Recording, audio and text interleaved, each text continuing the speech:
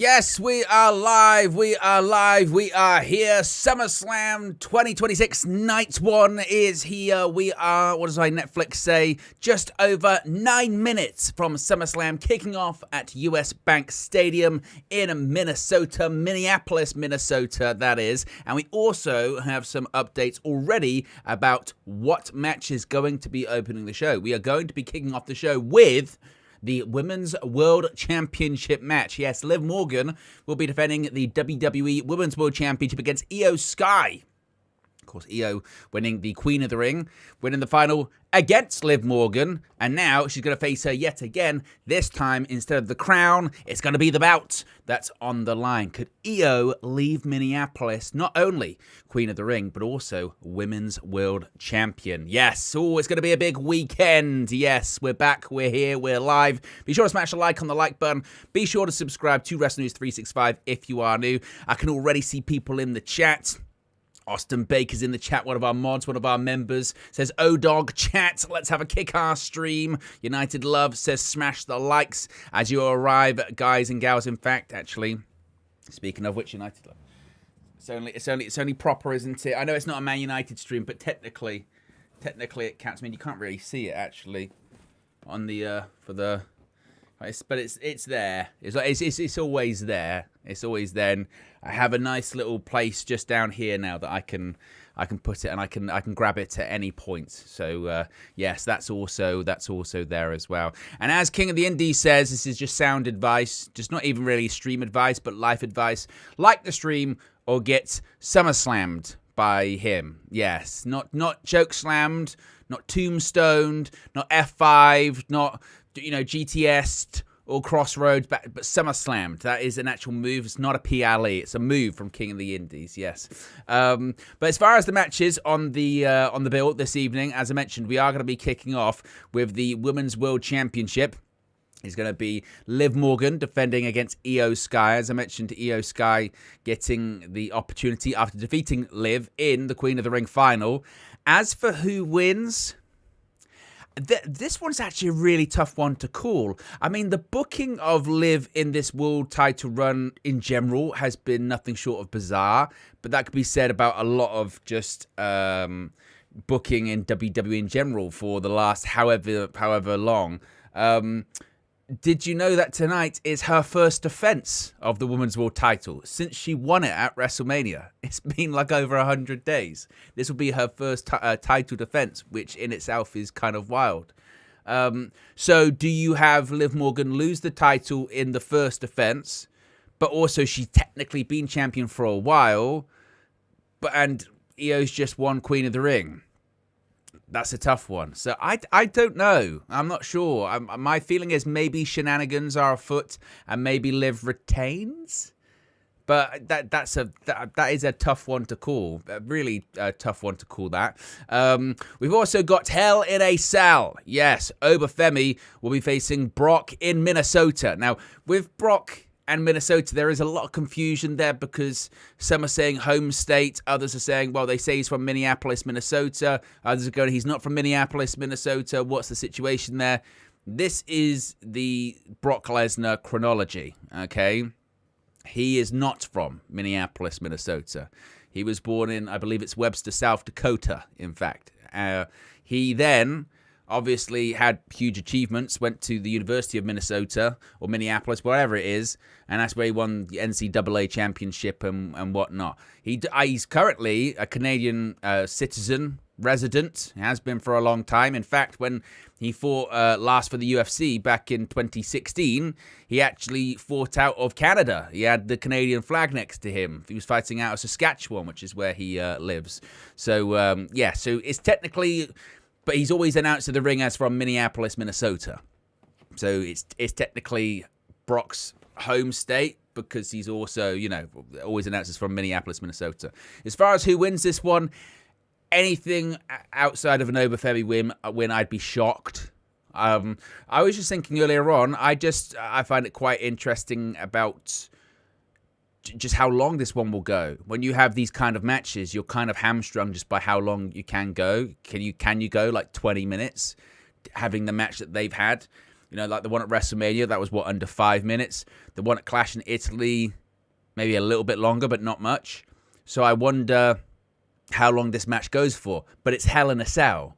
Do you have a 6-minute Hell in a Cell match? Probably not, right? You tend to get your time and money's worth there. So I wonder if we get a really long match here, which Brock doesn't tend to do. He can on occasion, but he doesn't tend to do unless he really likes and respects the person, which clearly he does for Oba. So I'm really, really interested in that one later this evening. We've also got a 6-man tag team match. You have to have, it wouldn't be WWE without a little bit of bloodline stuff being involved in this, would it? So we've got, obviously, Jacob Fatu teaming up with the Usos. On the other side, we've got Royce Keys, we've got Solo Sikoa, and LA Knight. Who wins this one? Honestly, I don't really care. you know, like sometimes you go, oh, I'm going to have to do a prediction here, but I don't really, this just, the bloodline stuff, it's tapped out, isn't it? But, well, it is and it isn't. It is in the fact that, for me, I want to see something fresh, want to see something new, but it's not tapped out in the sense of it still does, I think, get results for WWE, and they're desperate. They're desperate because, they finished the story with Cody, and then they realized that they actually had no story to tell, and the stories that they thought they had to tell, they told them badly, and it was a whole giant mess. So they went, let's just go back to what we know, which is the bloodline. We can make it bigger and better. This time we'll have Jacob Fatu involved in it. Or maybe sign Zila Fatu. The Usos are better off. You know, Jace has been a world champion. You know, so we can sort of build it back up. It'd be stronger. Solo's been a singles act. Acknowledge me. At Jason Hanna 9912 has become a WN365 roster member. For 50 this bloodline months. Stuff is getting boring now. Now it's been going on for 6 years. Roman Reigns became the tribal chief aligned with Paul Heyman in COVID back in 2020. I think it's August of 2020. It'll be 6 years ago. I don't know when specifically that show was, but Roman Reigns returned from his absence, his hiatus, at SummerSlam. You'll never see it coming was the tagline. I was actually thinking about that before I went live. That was the first SummerSlam that I kind of covered here on the channel, was that one. I remember, wow, it must have been. I don't think I did a video about SummerSlam 2019. No, I don't think so. But I definitely covered it here on the channel. So as far as the 6-man, don't really care. We've also got a 6-woman tag team match. We've got Fatal Influence versus Nikki, Brie, and Paige. I would give Fatal Influence the win, and I think everyone just kind of waiting on the Bellas to turn on Paige. And eventually the Bellas going to win the women's tag team titles. That was the plan for WrestleMania before Nikki got injured. They didn't change the result. Obviously, they just had to change creative. But surely, maybe Nikki gets pinned tonight, and then post-match she attacks Paige, and then Brie's got to make a decision, kind of thing. And I think maybe that's the direction that they go on that one. Also, another match I'm really looking forward to tonight: Gunther versus Nick Aldis. For the first time since he signed in 2023. Initially as an agent/producer, then as a general manager, still as a backstage agent/producer. Nick Aldis is going to be wrestling a match. He's going to be wrestling a match for the first time in 3 years, and it's against Gunther tonight. Gunther's going to win, but I'm really interested to see how Aldis does. As I mentioned, we've also got the Women's World Title match, and we've got CM Punk versus Cody Rhodes for the undisputed WWE Championship. And my prediction for that one is I think Punk wins. I don't see why you put the title on Punk. Well, I was going to say so soon, and then you just drop it back to Cody. But then I suppose if it's just because they wanted to do this main event specifically, then maybe that's why. Put the belt on Punk, then we can do Cody versus Punk at SummerSlam. That's the biggest match. WWE Championship, boom. But for me, I've been saying this for a while. I think Cody needs to do something different. You want to talk about being played out and talk about being, tired and just, again, needing to do something fresh. Cody, it's the same stuff, isn't it? Wins the title, drops it to someone, wins it back fairly quickly from said person, then goes on another really long run with the bout. That's the Cody rule book, isn't it? Right, are we going to get, or maybe we just were, I think we maybe just got like the American National Anthem or something. We're getting the cold open. Happy SummerSlam, folks. Appreciate you all tuning in, joining me, and spending your time with us on this Saturday evening, afternoon, or morning, depending on where you are. Jason Hanna again. Jason Hanna 9,912 super chatted £5. WWE love Cody, wouldn't be surprised if he won. I wouldn't be surprised either. I don't think anything can be ruled out there. I think Punk wins, but I think like the whole, oh, maybe there's a heel turn, maybe there's this, maybe there's that. Probably not. Probably not. But I'd love WWE to take a big creative swing. The irony is whenever they've taken a big creative swing over the last sort of 2 years, it's been the wrong creative swing. It's been Travis Scott. It's been Pat McAfee. It's been, name whatever creative swing they've done. It just it's TKO WWE, isn't it? As we see the superstars arriving, there's the Bellas and Paige and Fatal Influence. We've got over 100 people watching right now, which is fantastic, folks. If you haven't already clicked that like button, we're at 30 likes. So if you haven't already clicked the like button, if you haven't already also subscribed, as you can see right there in the bottom left-hand corner of the screen, we've got 31,222, all of the twos right there. As we're now just having a cold open for this show. Make sure I've got everything set up that needs to be. Let me know where you're watching from, by the way. Where you're watching from. What your drink of choice is this evening. If you've got any snacks with you as well. As always, I've got my Monster. We got peach this evening, if you can see that. So there you go. Peach. We're on peach.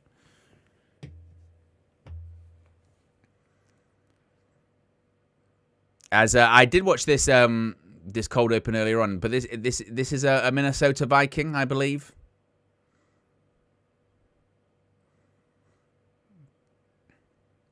I suppose actually, whilst they're doing this cold open, because otherwise I'll forget.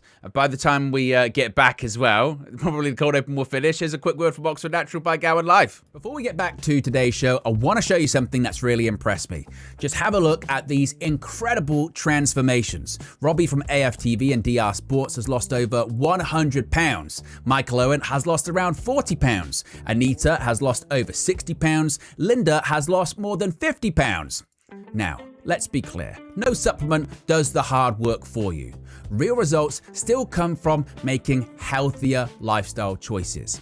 But people keep asking, so what's different about Optimum Day and Night?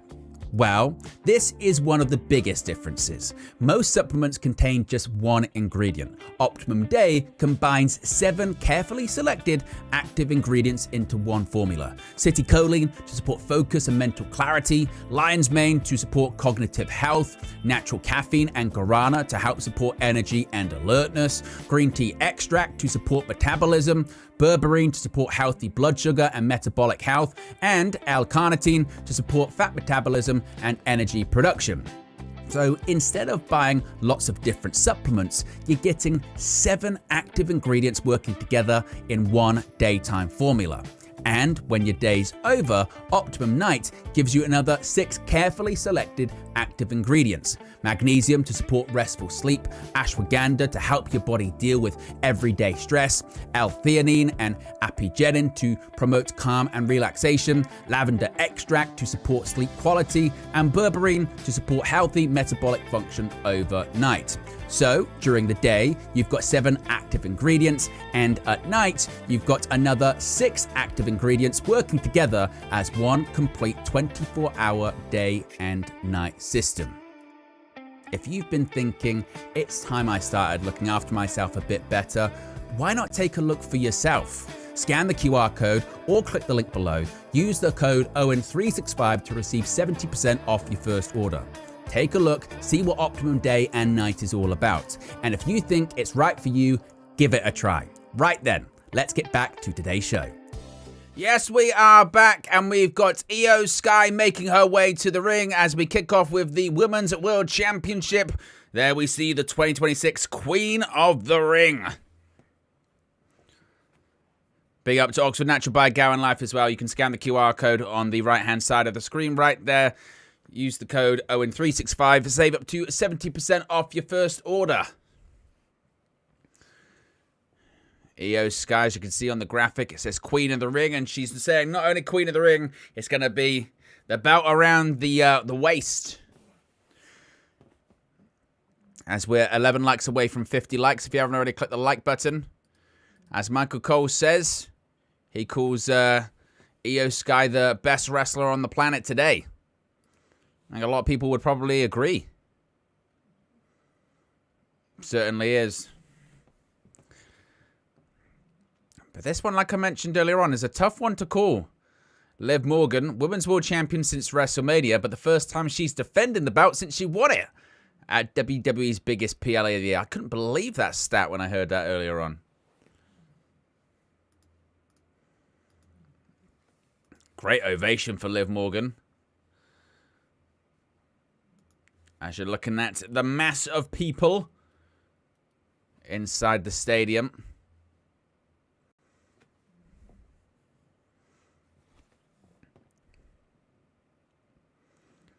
Absolutely. I mean, the thing is, people will think that Michael Cole's just saying things for the sake of it, but he's absolutely right. Like, Io Sky legitimately has in the conversation for the best wrestler on the planet today. She's that good.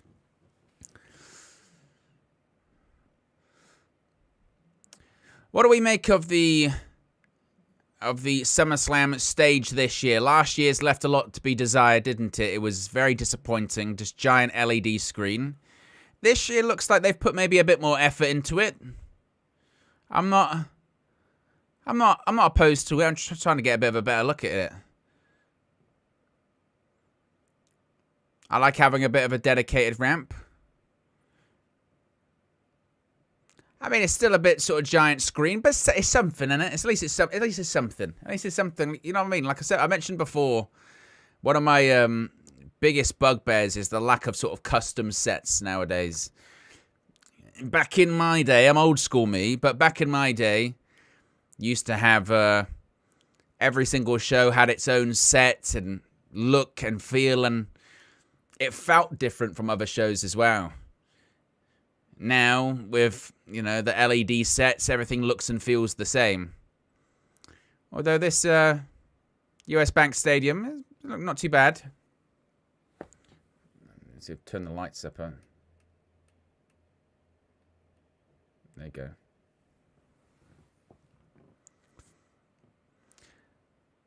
As Liv Morgan holds the Women's World Championship above her head, the question is, will she be holding it above her head for the last time? As we're 3 likes away from 50 likes. So if you haven't already clicked that like button, I'll make sure I've got the match timer ready so you can sync up. The match time begins when the bell rings. So if you want to sync up and make sure you're at the same time, it's a true watch along. So people ask what that's for. And we are off. The first match of WWE SummerSlam 2026 is underway. Night 1, US Bank Stadium, Minneapolis, Minnesota. Women's World Championship. Liv Morgan defending the title against Io Sky, the Queen of the Ring winner.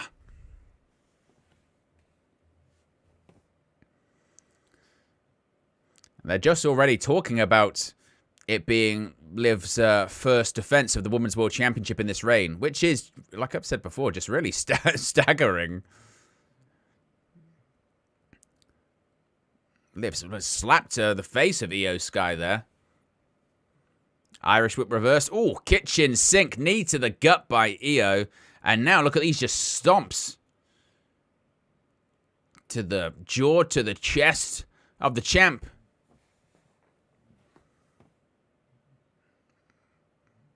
Io Cut that into a handstand. Oof. Handstand into knees right to the jaw of Liv Morgan just with ease.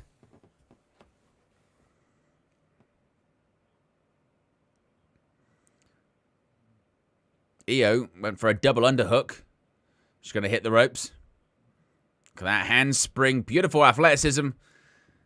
Just trips up Liv Morgan. I mean, to be fair, as I've said very often, it's the Brock Lesnar philosophy, isn't it? If you're not going to main event, you want to be in the opening match. It's when the crowd's at its hottest. They're fired up. They're ready. They want to see their wrestling. They're excited. Oof. Liv Morgan just countered Io. Tried to put her onto the apron, but Io still in control. Maybe she's going to go for a dive or some kind of... Oh, she's being helped up onto the barricade by the green shirt guy. Oh! Oh, wow. Wow. That was one hell of a bump by Io Sky. Io was being helped up onto the barricade by the green shirt guy. Liv capitalized, and then she threw Io into the barricade, and Io took the sickest bump. She sort of... Oh, what a drop kick by Liv there as well. Now, suddenly, the Women's World Champion is in control. Chance of let's go Io.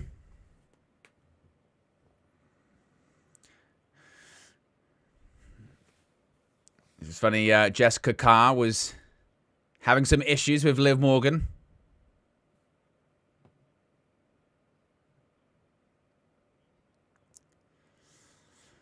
Big up to everyone tuning in. We've got over 120 people watching. We're at 59 likes, 1 like away from 60. If you haven't already, click the like button and be sure to subscribe. The opening match of SummerSlam weekend, the opening match of SummerSlam Night 1 is for the Women's World title. Currently in the ring, suplex by Liv. Here we go. We're getting 3 amigos. There's 2.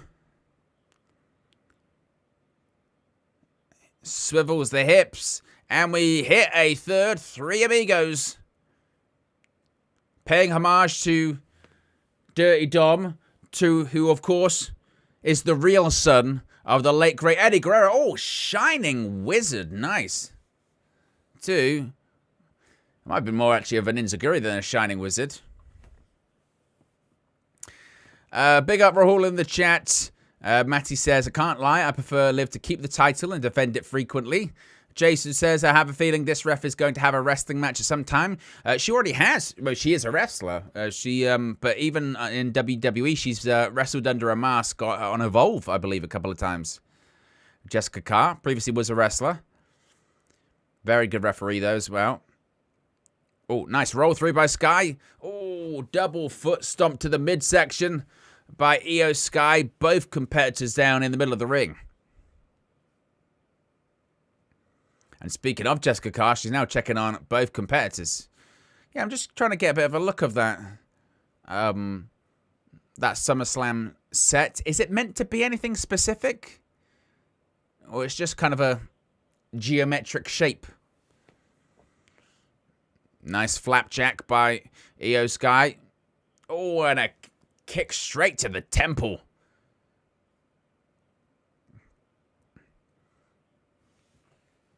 Irish whip reversed. Io. I think she got caught up in the ropes here. Still managed to sort of make it work somehow, some way. Io to the top rope. Drop kick off. Sends Liv Morgan flying across the ring. And there's a kip up by Io as well. And we get the signature Io taunt. The Io emote, if you will.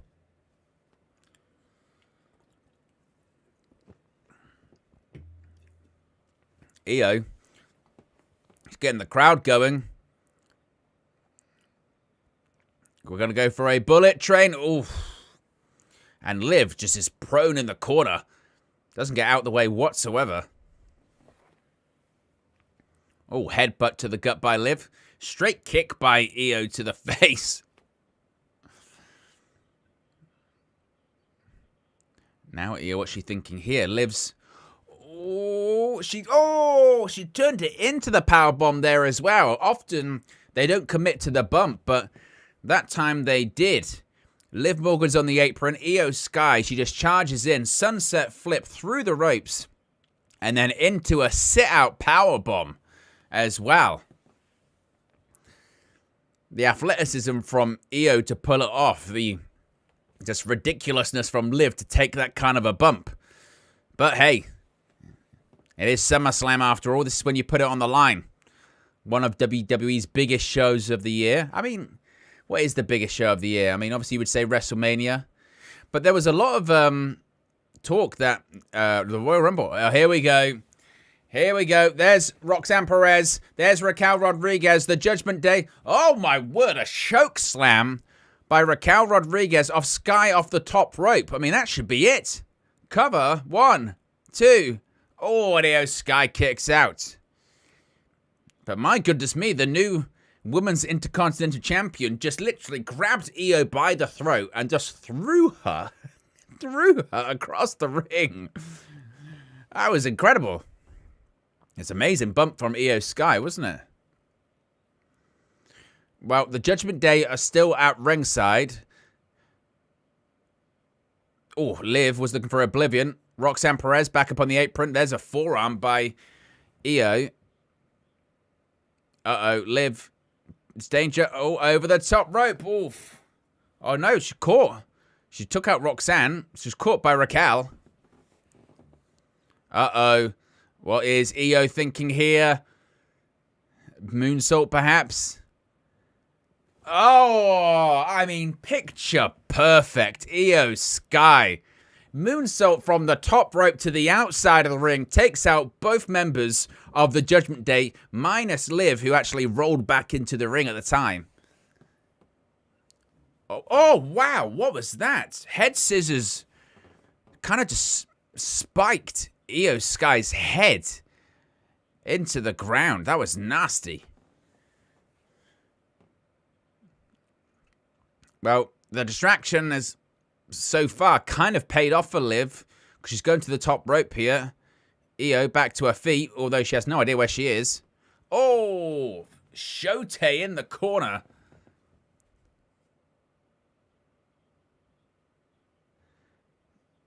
Yeah, Io with the elbows. Look at that shot and just the mass of people in that corner of the stadium. What is Io thinking here? Spanish fly, maybe? Yeah, Spanish fly. What a landing as well. Cover. Hooks the leg. Oh, Morgan rolls the shoulder up. Whew. What a match here. We're not even at 10 minutes yet, and this one has got the crowd on their feet. Look at Io Sky, that moonsault. Right onto the Judgment Day. And we're just seeing back in the ring this Spanish fly. That landing by Liv. I mean, that's one that takes the breath right out of you.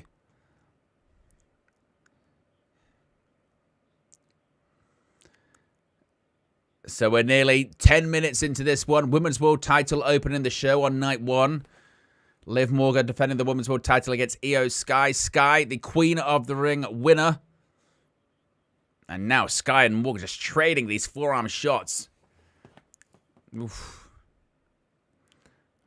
Morgan and Sky, they're trading these shots and getting the boos and the yes from the crowd. And now just trash talking and... Oof. Morgan, she got the upper hand, but she was down to a knee. Oh, Io, what's she going for it? Double underhook. Oh, face first. Oh, she's going to go for another. A second. Oh, she turned it into a backbreaker. Underhook backbreaker by Io Sky. And Liv Morgan's just rolled into the corner, actually, just to try and get out of the way.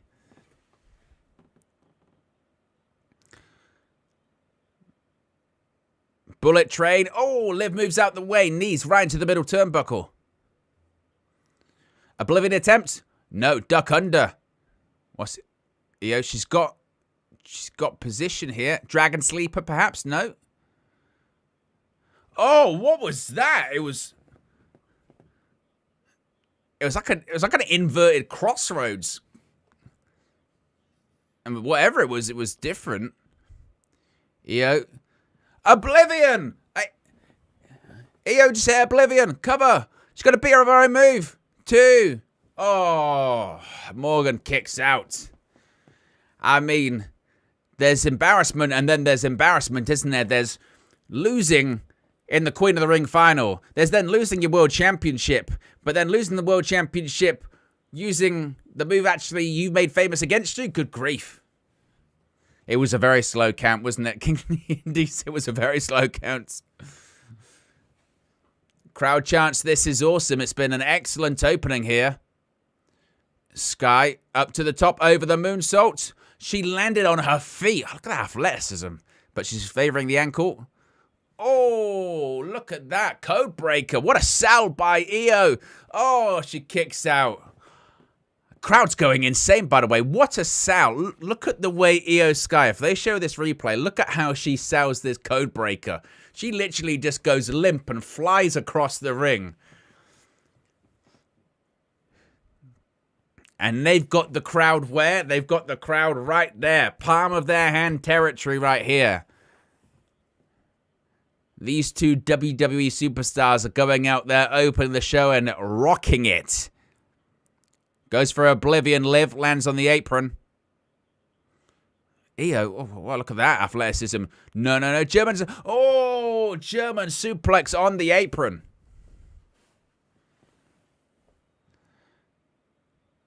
Io, oh, bullet train into the steel post in the corner. We got nearly 300 people watching, folks. If you haven't already, click that like button. Let's get to 100 likes. Oh, Io, what's going on here? Ref was checking on Liv. Io's favoring her knee. We've got here. What's she going for here? Over the, oh, got the knees up. Maybe it was a little bit of, I think it might have been a little bit of possum, yeah. Oblivion. Oh, she countered. Oh my God, it was a kip up. Oh, code breaker again. Off the ropes. A second Oblivion. This has got to be it. Oh my goodness. 1, 2, 3.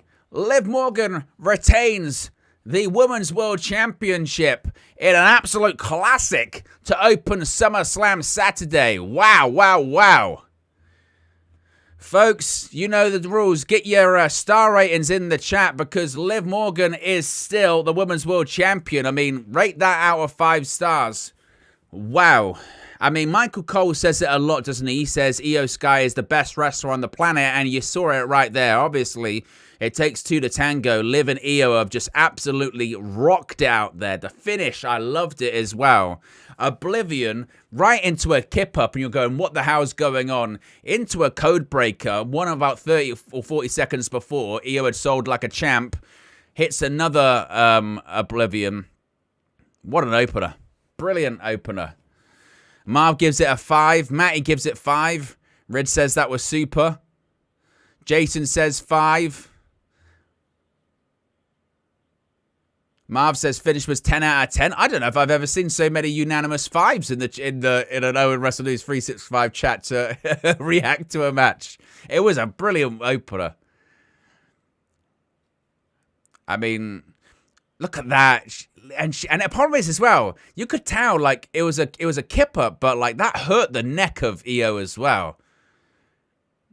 She is so good, like truly the best of the best. Io Sky, great pace. Didn't have to go super long as well. Did you notice as well? That's what the beauty is of having the match time on the screen there. Didn't even go 14 minutes. They had a short amount of time, made their most of it. Absolutely made their most of that amount of time. Rocked it, opened the show, kept fast pace, no wasted time or movement. Really, really enjoyed that opener. Jason, as I mentioned, said 5. I really enjoyed that. Marv finishes 10 out of 10. Rahul gives it a 4.5. Well, there are the Usos, Jimmy, Jay, and Jacob. Well, Jacob Fatu and Jimmy and Jay Uso. How was he world champion? Like, you know what I mean? You're seeing Jey Uso there doing the whole, like just doing the Jey Uso over the top shit, you know? And it's like, man, because he had like an entrance that the crowd likes and strong merch sales, WWE really put the world title on him. They made Gunther tap out to him in the opening match of WrestleMania. They had him eliminate John Cena in his final ever Royal Rumble match. Now he's backstage doing the same shit with his brother again, doing the Jey Uso stuff. Like, man, he can never argue that WWE never gave him a shot. You know, of properly getting up to that proper top level. I think they just found that he's just not that guy, is he? He's not that guy. He is exactly where he needs to be right now, which is, right-hand man, isn't it? That's Jey Uso. Strong merch sales. I think the entrance is a bit tired, honestly. Yeah, but that's where he is. I tell you where we are though. We've got over close to 320 people watching. That might be close to a record for a WN365 live stream for a PLE or a pay-per-view. So big up to everyone that is tuning in at the moment. If you haven't already, click that like button and be sure to subscribe to WrestleNews365 if you are new. We got daily news videos, countdown videos, watch-alongs. We will be live. I just saw that spot from Survivor Series. That was so scary when Bron Breakker landed on his head. Ugh, that was awful. It really was. But yes, if you haven't already, be sure to subscribe as we get closer to, I guess the next goal is 50K. It's probably a long way away, but you never know. You never know. One day. So if you haven't already, be sure to subscribe. Click that like button. We will be live after this show this evening as well with a post show running through the events that we've seen on SummerSlam Night 1. And of course, we'll be live tomorrow night for SummerSlam Night 2, a watch long and a post show there as well. And then what's coming up later this month? What month are we in? It's August, so the end of the month will be All In. And then I guess WWE's next one would be... Are they doing WrestlePalooza again this year? Because if they are, that was their September PLE last year, wasn't it? That was their first one on ESPN. That's a year. Good gravy. That's been close to a year. Oh, talk about a year flying by. So it's been close to a year then. Yeah, it's been close to a year of the WWE ESPN PLE partnership. And interestingly, a year in, we've now seen a change to the strategy. No longer are we having the couple of PLE matches air for free on ESPN or ESPN2. They're all now on the ESPN Unlimited app. Now, there's been a lot of reports as to why that is the case. It was quite interesting, actually. There was one report that basically said that now, several years into the streaming world, the idea that if you give someone something for free, like a preview, they'll be more likely to go and get the subscription. They're suggesting that that's not actually true. But I kind of push back on that theory because isn't that just like marketing and business 101? You always offer, a great way to get a repeat business is offer a free sample with the understanding that not everyone is going to sign up or become a repeat customer or buy the product because you've given them that free sample. But you'll get some, and even those that didn't sign up, they become at least aware of your product, right? That's the whole point. So I don't know about that kind of response of that's why they stopped doing the matches. By all accounts, the ratings were actually okay as well. They're pretty decent.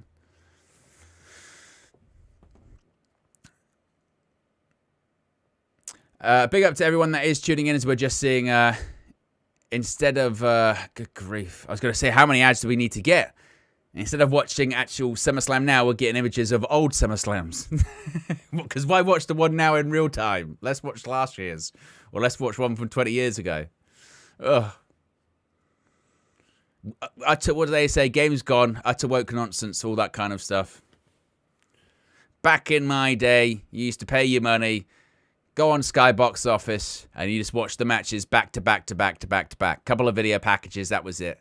It and done in under 3 hours, no problem. As Michael Cohen, Wade Barrett, talking at ringside. There is the world's strongest man, Mark Henry. By all accounts, his post-career seemingly is... Oh, look, there's Sean Waltman, X-Pac. Of course, Minnesota. He is a Minnesotian. Oh, Danny Spivey is there as well. There's the mouth of the South. Jimmy Hart. Got X-Pac in the background. Enjoying. And a hug. Oh, God, are they doing like an action figure advert now? Good grief. I should probably have the timer going just for ads, shouldn't I? I should probably go down the timer just for ads. Good grief. Let me reset that one. There you go. I mean, don't get me wrong. When I was a young whippersnapper, I used to have a very impressive wrestling figure collection. They're all gone nowadays, though. But I used to have a very impressive wrestling figure collection. Action figure collection. I wasn't a keep it in the box kind of guy, though. I used to actually unpack them and all that.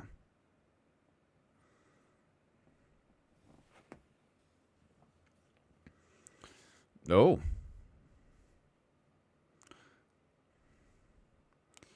Civil emergency message. Please stand by. Imagine this was just the end of the show. Sorry, it was just it was what it is. What it is. We wanted to do the. We wanted to, but you know. Yeah. At Bobby G. McCarvley 102 super chatted £1.99. It's live. How many ads have we got? Hard to watch. I know, it's crazy. I mean, even this entrance, Bobby, is an ad. Even the entrance is an ad. This is a Gears of War thing, unless I'm mistaken. Is that what it is? A Gears of War thing? I've never played the game, so... And I know what you're saying, Owen, but I thought it was all about the game and how you play it. But stop it. That's what I'll say to that.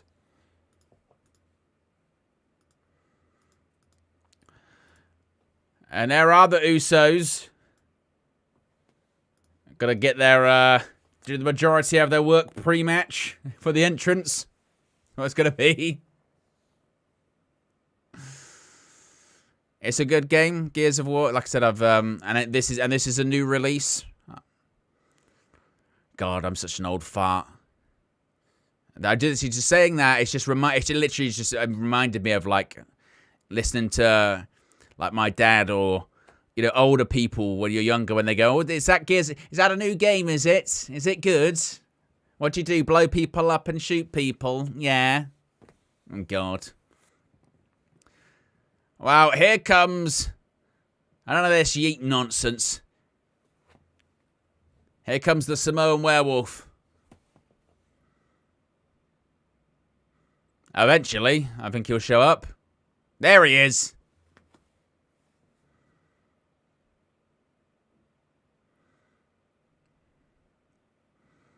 Got Jacob Fatu. Looks to be in great shape as well.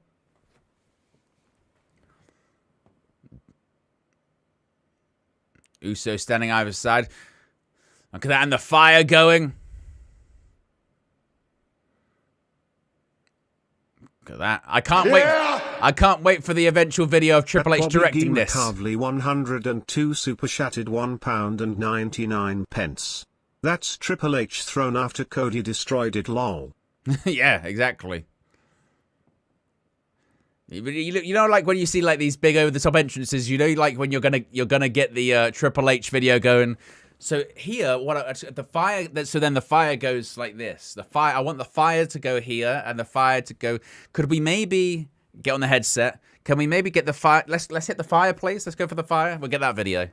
We always get that. Whenever someone does a really big entrance, you got to get the Triple H behind the scene video.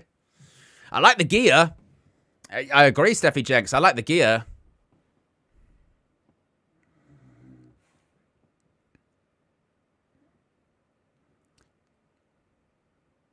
But Jacob Fatu, of course, Roman is his tribal chief.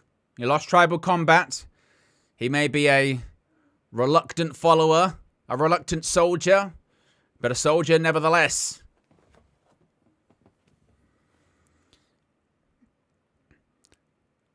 As the US Bank Stadium stands, points their wands to the sky. One's in the chat, one's in the chat. Not that you would know, because WWE are currently doing another fucking ad. Again. Now they're back to going actually talking. Oh my goodness. Here comes Royce Keys, the former powerhouse Hobbs. This is his first PLE match, I believe, for WWE, isn't it? Looks to be in great shape. I mean, to be fair, during his time in AEW, if you see Hobbs from when he started back in 2020, pandemic, Royce Keys to now, physically, he looks, honestly, so much bigger, better, leaner. He is, no joke, he is legit.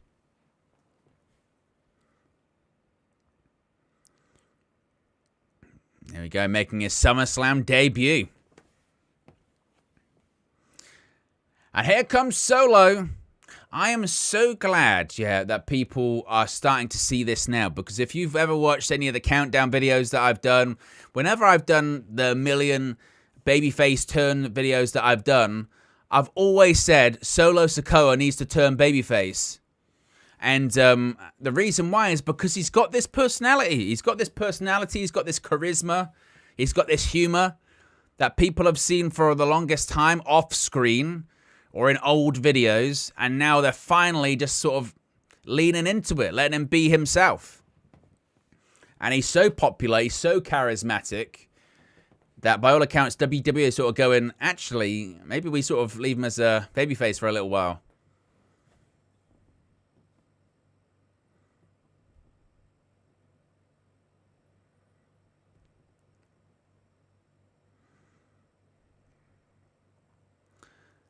And we wait for their partner.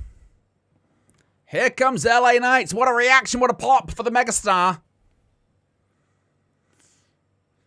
You know what is funny about LA Knight, is that how long has he been a babyface in WWE for now on the main roster? Since 2022, 2023? I mean, he became LA Knight again in 2022. He's been a babyface since sometime in around 2023. For 3 years, we've been hearing that, well, the pops and the reactions, they're going to die down eventually. He's not going to get the reactions that he used to. He's not going to be as popular. You do realize that he's not going to. He's not going to be popular. And he still manages to get the reaction. My only issue with LA Knight is I just feel like the character with how he's gotten the catchphrases and all that, I do feel like the character needs to evolve. As we've seen with Jey Uso, the crowd will chant stuff if it's catchy forever. That's why What still exists to this day. But you do need to evolve. As Jimmy Uso goes over the top rope, LA Knight's pair of boots to Jacob Fatu on the opposite side of the ring. Jimmy Uso dive over the top, goes into Keys. Knight I think Jacob Fatu was on the other side there. But here we go. In the ring, we've got Jey Uso and Solo Sikoa. Older brother and younger brother. Oh, blocked.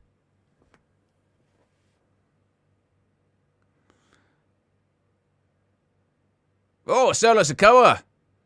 Got a better personality there. What the hell is this? Solo's now Solo's doing it. No, Solo's doing it. Oh, God. Oh, and he just runs over Jey Uso as well. See, that's what I can get along with that. Just not Jey Uso doing it. If it's Solo, it's fine.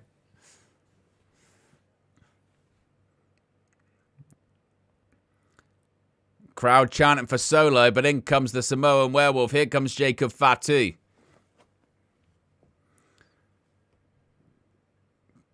Oh, Samoan drop by Solo Sikoa. He's doing the dance, but Jacob Fatu got straight back up. Yeet. Oh, pop-up Samoan drop. Whew. Solo, he's oozing charisma, isn't he? He's just dripping with it. He is money.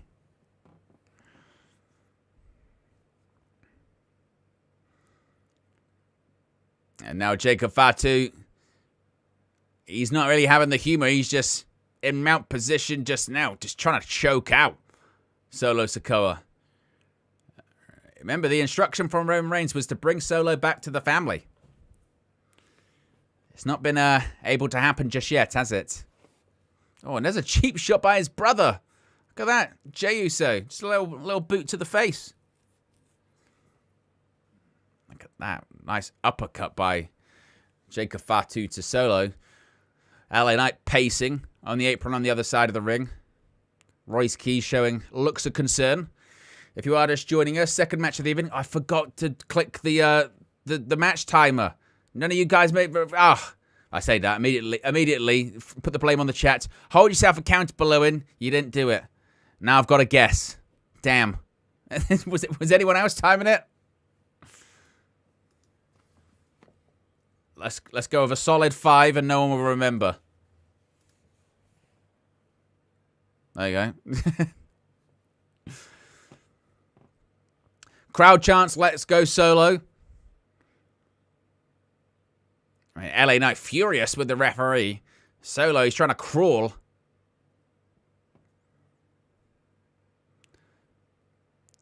But it's not really working out for him.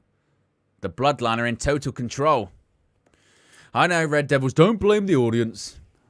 You've got one job, Owen. You just need to remember to click the start button on the timer.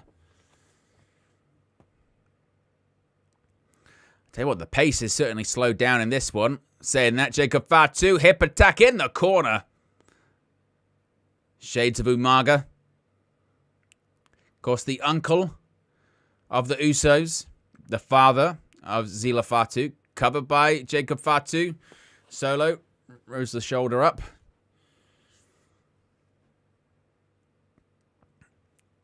Look at that, they're doing a little picture-in-picture. But it was a little picture-in-picture.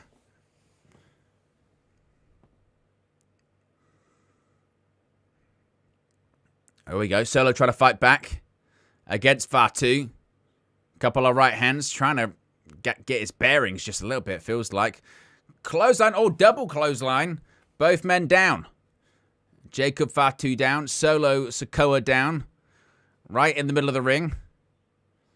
Over whatever is the Gears of War, the center canvas sponsor. Tag, in comes Royce Keys.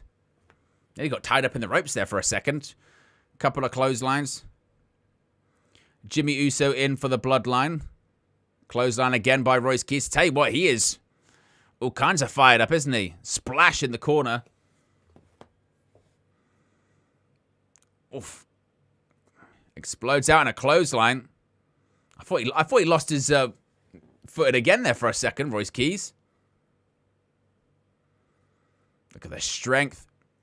World's strongest slam. Of course, we did see Mark Henry at ringside earlier, didn't we? Oh, pop-up spine, but it's like a spine buster powerbomb. And Royce Keys is getting all the standout attention in this match now. Southpaw. Oof. Just blast Jacob Fatu off the apron. Super kick by Jimmy Uso. Another. Oof. Ooh, that was interesting. Oh, I tell you what, is Jimmy Uso okay? I think he's in trouble. He nearly fell through the ropes. I think he might have hurt his leg. Is he all right? Or maybe he's okay. Maybe he's just selling. For a second there, Jimmy, he went for a super kick, and then he held his other leg. And then he went for it again, and his leg just completely gave away. But he's up on the ropes, so I think he's all right. Whatever they're trying to do, this looks... What the hell are they trying to do? This is a mess. Oh. I mean, I don't know what that was meant to be. I doubt it was meant to be that. Something's going wrong here. Because like I said, I think Jimmy Uso's hurt. Look, he's holding his knee again. I'm telling you, there's something wrong with his leg or his knee. Something happened on one of those super kicks, and he hasn't looked right since. I think he tried to do that spot off the top rope. But there's something going on there. Hopefully not for his sake. He's tagged out. In comes LA Knight. LA Knight's in the ring. So is Jey Uso.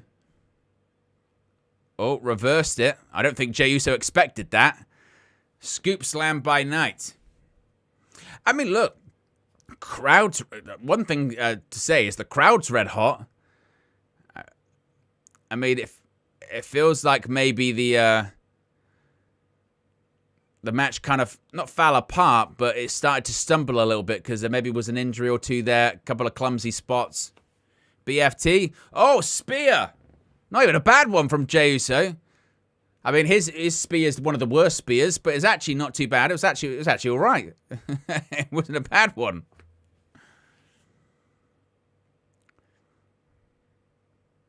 Well, a bit of a reset here. See, I always think, you know, when they're just showing those, like, floor seats, if you're all the way back, because I remember going to a live WWE show in London once, and I thought the same thing. If you're on those floor seats and you're all the way back, surely you can't see that much. LA Knight, Lynx goes to the back, superplex. Oh, Jimmy Uso with a splash. Maybe his leg is all right. Solo Sikoa's back in the ring, though. Spinning Solo. Another yeet. Jacob Fatu, though. Impaler DDT. Jacob Fatu. But Royce Keys is back in the ring. The straps are down. Oh, what a double ace spine buster. Shades of Arn Anderson. Absolutely, Jason, I agree. Crowd is definitely better than the Vegas crowd. Vegas crowd, second year in a row, was not that. It wasn't great for the first year for WrestleMania 41. But this was definitely a better crowd. Uh-oh, Royce Keys. Oh, my goodness me. Oh, wow. What the hell is that? Jacob Fatu was going for that hip attack. I thought he was going to send him through the barricades. And Royce Keys catches Jacob Fatu, turns it into a power slam. They go over the barricade. Meanwhile, in the ring, rolls up Jey Uso. LA Knight did, but it's only a 2. Off the ropes, another spear. I mean, Royce Keys just was bent in half with that. Speaking of which, Jimmy Uso, there's a splash on LA Knight. Cover 2. Oh, Knight rolls the shoulder up. We're still going. I mean, I wonder if we'll see a replay of that spot. I mean, it looked like it was going to be the typical go into the barricade kind of spot, but Royce Keys picked Jacob Fatu up and turned it into a power slam. Now what do we have here? Jey Uso's been tagged in. He's the legal man for the Bloodline. Oh, maybe they're going for 1D. Oh, Solo Sikoa, Samoan Spike to Jimmy Uso. Distracts Jey. BFT. Oh, my God. Jey Uso took the BFT on his head. And LA Knight, Solo Sikoa, and Royce Keys get the victory. The crowd goes insane. Get your star ratings in that one. I tell you what, for a match that got very sloppy very quickly, they sure as hell found their way out of it, didn't they? They sure as hell found their way out of that one. That wasn't too bad. I'll give that a solid 3. I'll give that a solid 3 stars, you know. They kept the pace up. Jey Uso, it's maybe one of the best bumps I've ever seen him take, by the way. That BFT, it was like Rob Van Dam taking the RKO. It was just on the top of his head. By the way, LA Knight looks absolutely jacked. Look at the size of him. He looks... Look at this. Oh, my word. I did not expect that. Look at that power slam over the barricade. As you see, Jimmy Uso here. He went for that Uso splash. Somehow, LA Knight managed to kick out. But it was Solo Sikoa in the end. Everyone's been talking about Solo and his babyface turn. He hit a Samoan spike on Jimmy. Distracted Jay. Look at this, Sal. Oh, my God. On the top of his head. That was like on the top, the crown of his head. That was nasty.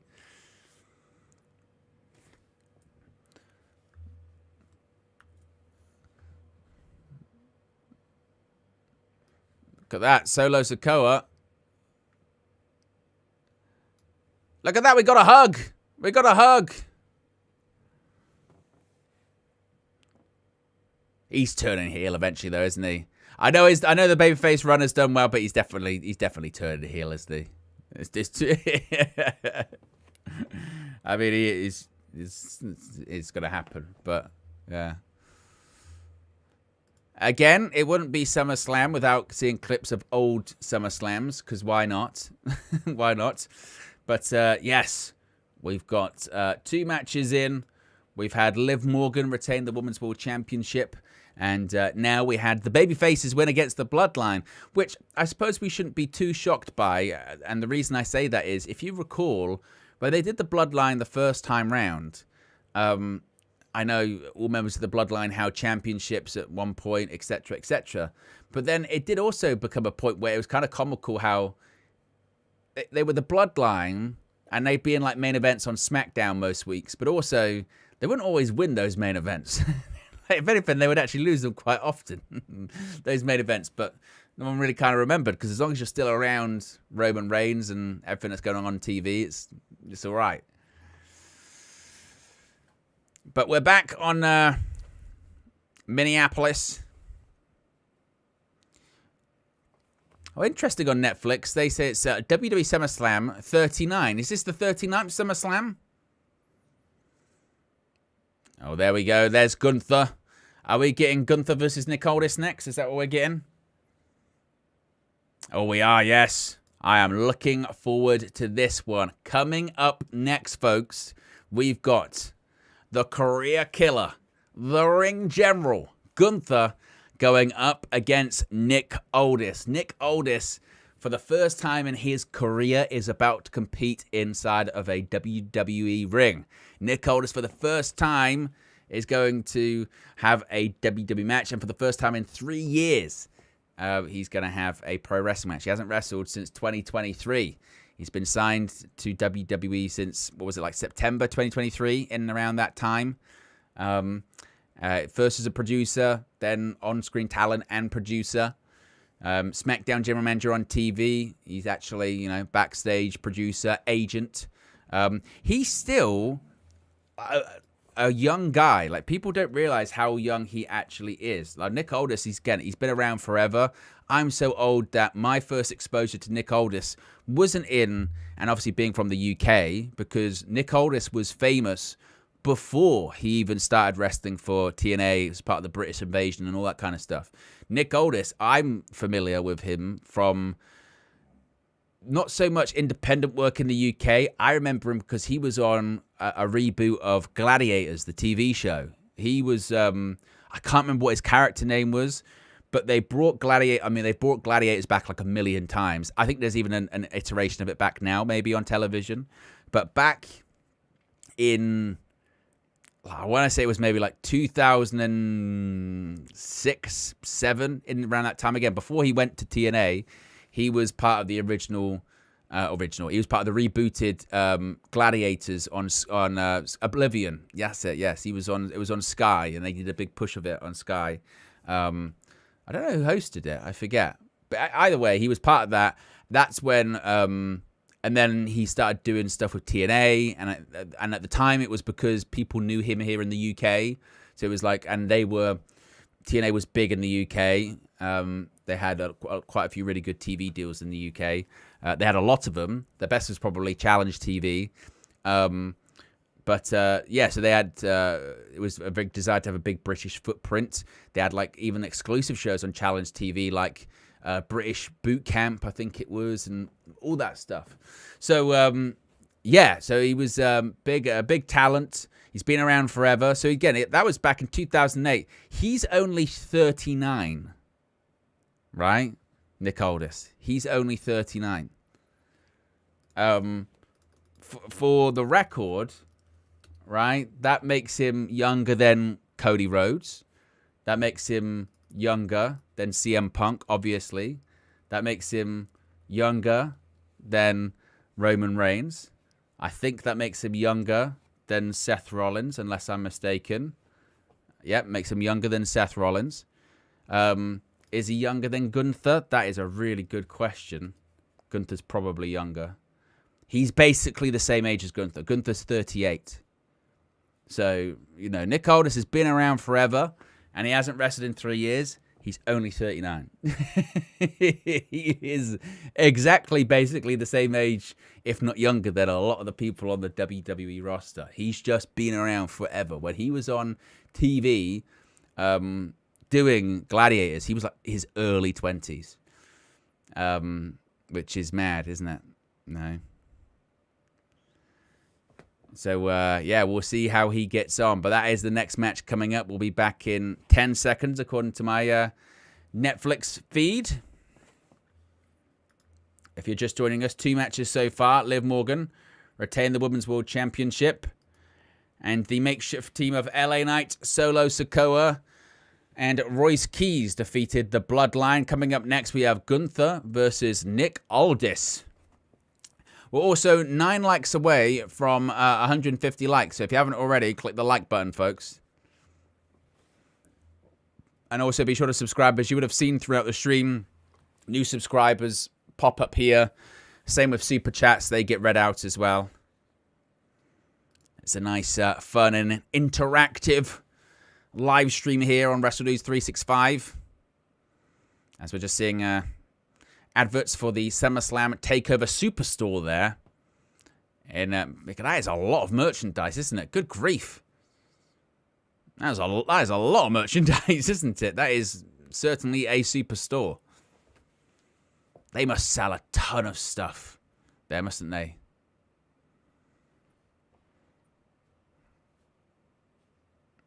There's a blimp going around. Good grief. We got general insurance. Oh, there's a giant general. I mean, my word.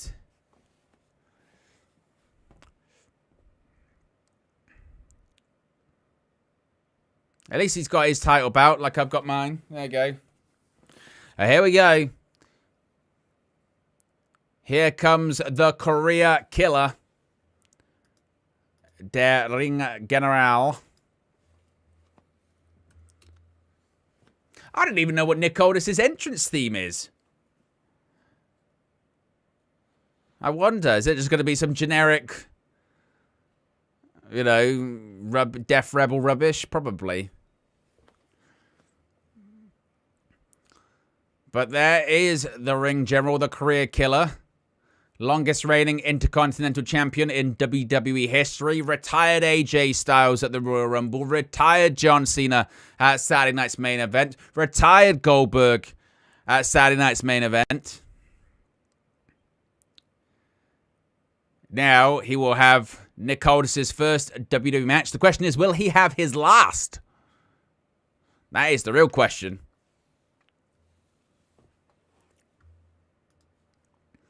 Will one match be enough for Aldis? Or would it be just the beginning? Of course, this time last year, Gunther was World Heavyweight Champion, dropped the title to CM Punk. Punk wasn't the champion for long, though, was he? We got the ruse of the century from Seth Rollins. It's gonna be, he's a man, could you imagine? He's a man. It's not only that, it's the the horn going off at the start, isn't it? I don't think it will be just to beat down Jason. I mean, yeah, Pat McAfee got offense against Gunther, so Oldest will certainly get it. Oh! I tell you what, it's not generic song. It's a bit of Oasis. It's Morning Glory. What's the story, Morning Glory? Oh! What a song! What a song! What a song! I mentioned that. Now that ain't Def Rebel. That ain't Def Rebel whatsoever. Woo! By the way, there's no way this song's on the replay. There is no way this song's on the replay. Get ready, right? If you're watching this live and you're watching this now, you're listening to Oasis. There's no way they paid to keep this song on there. So whilst it's there, enjoy it.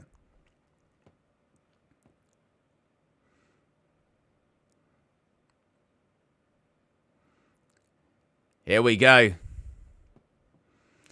Yes, Bobby G, that is Oasis.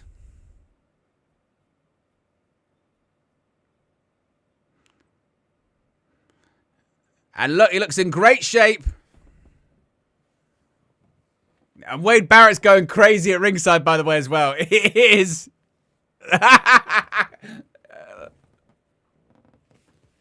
Wade Barrett is going crazy at ringside. He's true. He's like, this is every Englishman's dream. He's making his debut at SummerSlam to Oasis. Go on, Nick!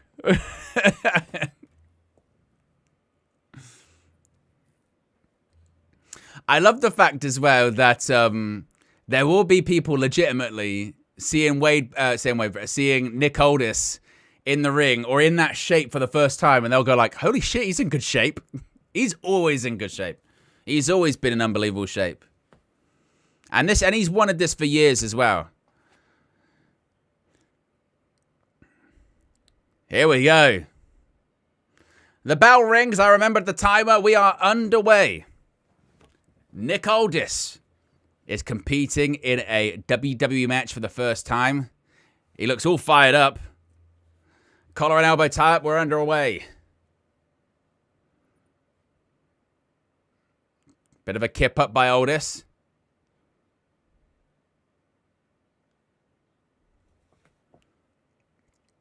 A side headlock by Gunther.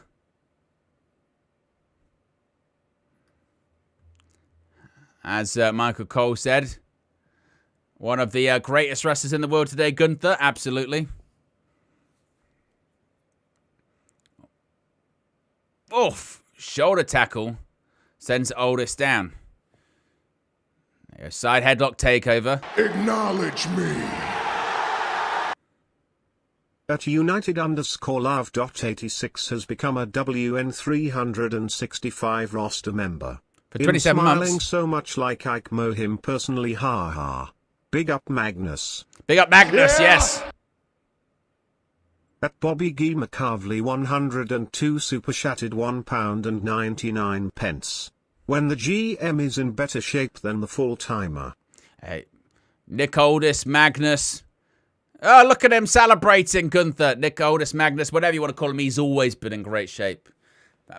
As a gladiator, as a member of the British Invasion, as one half of the IWGP Tag Team Champions with Douglas Williams, as the TNA World Champion, as the crown jewel of the National Wrestling Alliance, NWA World's Heavyweight Champion for thousands of days. One win apiece with Cody Rhodes. Whether we'll see that trilogy completed, time will tell. Could tell Aldis was trying to get his breath back a little bit there. Again, you can try and work out, you can try and do cardio, but being in the ring, no substitute for it. Thankfully, WWE, they have rings everywhere now, backstage. And, oh, what a chop. Oh, and a right hand by Aldis. Here we go, fighting back.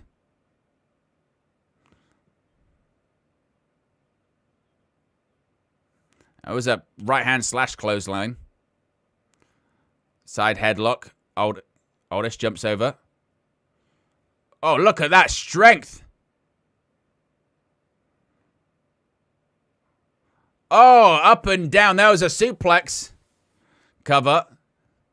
And Gunther kicks out. Yeah! At Bobby G. McCarvley 102 super chatted £1.99. Oh, my boy Oblivion had come a long way, big up. Yes, Oblivion has come a long way, yes. Well, he was up on the top rope and was just chopped off. Lands on the apron. Look at this. Oof. And this is what's so difficult about pro wrestling as well. Imagine that. You have nerves, like all of this nerves, all this pent-up energy. And then on top of that, you then do an entrance where the crowd's going crazy. You've got great music. Then the bell rings. Everyone sits down and goes quiet. You're like, oh, my God. Energy dump still's going on. Oh, Aldis sent into the ring post. You run your first spots. Because, like, what feels crazy is, oh, it's Mickie James. It's Mickie James. Of course, Nick Aldis' wife. Their son's there as well. Their son, Donovan, at ringside. Go on, Mickey, slap him. Big up, Mr. Deadpool in the chat. Says, hey, what's up, Owen? Hope you're doing well, my friend. Oh, Kingsland Cloverleaf. Nope. Gunther manages to kick him away. Oh, another chop. Aldis takes a bump in the middle of the ring. Big up to everyone that's hit the like button. We're over 150 likes. I appreciate everyone tuning in for night one of SummerSlam 2026. Referee Dan Engler, also known as Rudy Charles. Very much a TNA connection to this match, isn't there? I forgot to say, we didn't really cover it on the channel because I don't really have a space to cover that kind of stuff here on the channel. But I did watch the, another chop by Gunther. The opening 3 episodes of this season of Dark Side of the Ring. On the, I can't remember what the title is called. What's it called? The Rise and Fall of Jeff Jarrett and the Story for TNA. Something like that. Or The Fight for TNA. The Rise and Fall of TNA. Whatever it is. It's really, really well done. Really well done. I would recommend anyone to watch it. And it made me so nostalgic because Irish Whip by Gunther. Oh, Aldis goes into the corner. Because before Hogan and Bischoff came in 2010 and from 6 sides to 4 sides and all that kind of stuff, that period of time, TNA from sort of 05 to 09, it wasn't perfect, far from it. And it had a lot of problems, and some episodes or some pay-per-views were just god-awful to watch. But TNA was legitimately, like, it was its own thing, and was it sometimes WWE light? Yes. But I was seeing the clips of it, and I was seeing the 6-sided ring and the impact zone and all that, and I was like, you know what? Maybe that's rose-tinted glasses, I don't know. But I do have a fondness for sort of TNA circa 05 to kind of 09, kind of that point where the 6-sided ring and all that. Sleeper hold by Gunther. This could be good night for Aldis.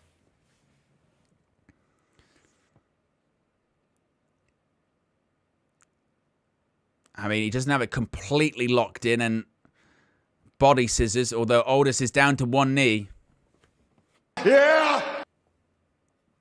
At Bobby G. McCarvley 102 super chatted £1.99.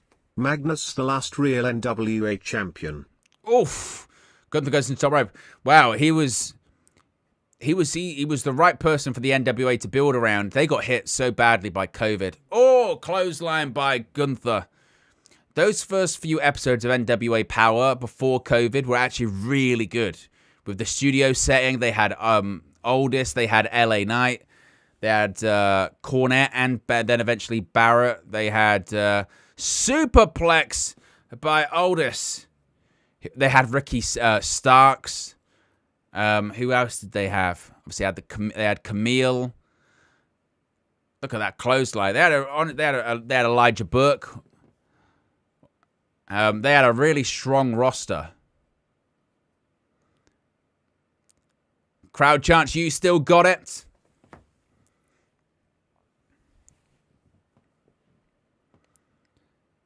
You still got it, chance from the crowd in Minnesota. Oh, right hand. Look at Otis fighting back. Oh, another chop. Oof. Oh. Oh. Try to fight through it. Oh, clothesline.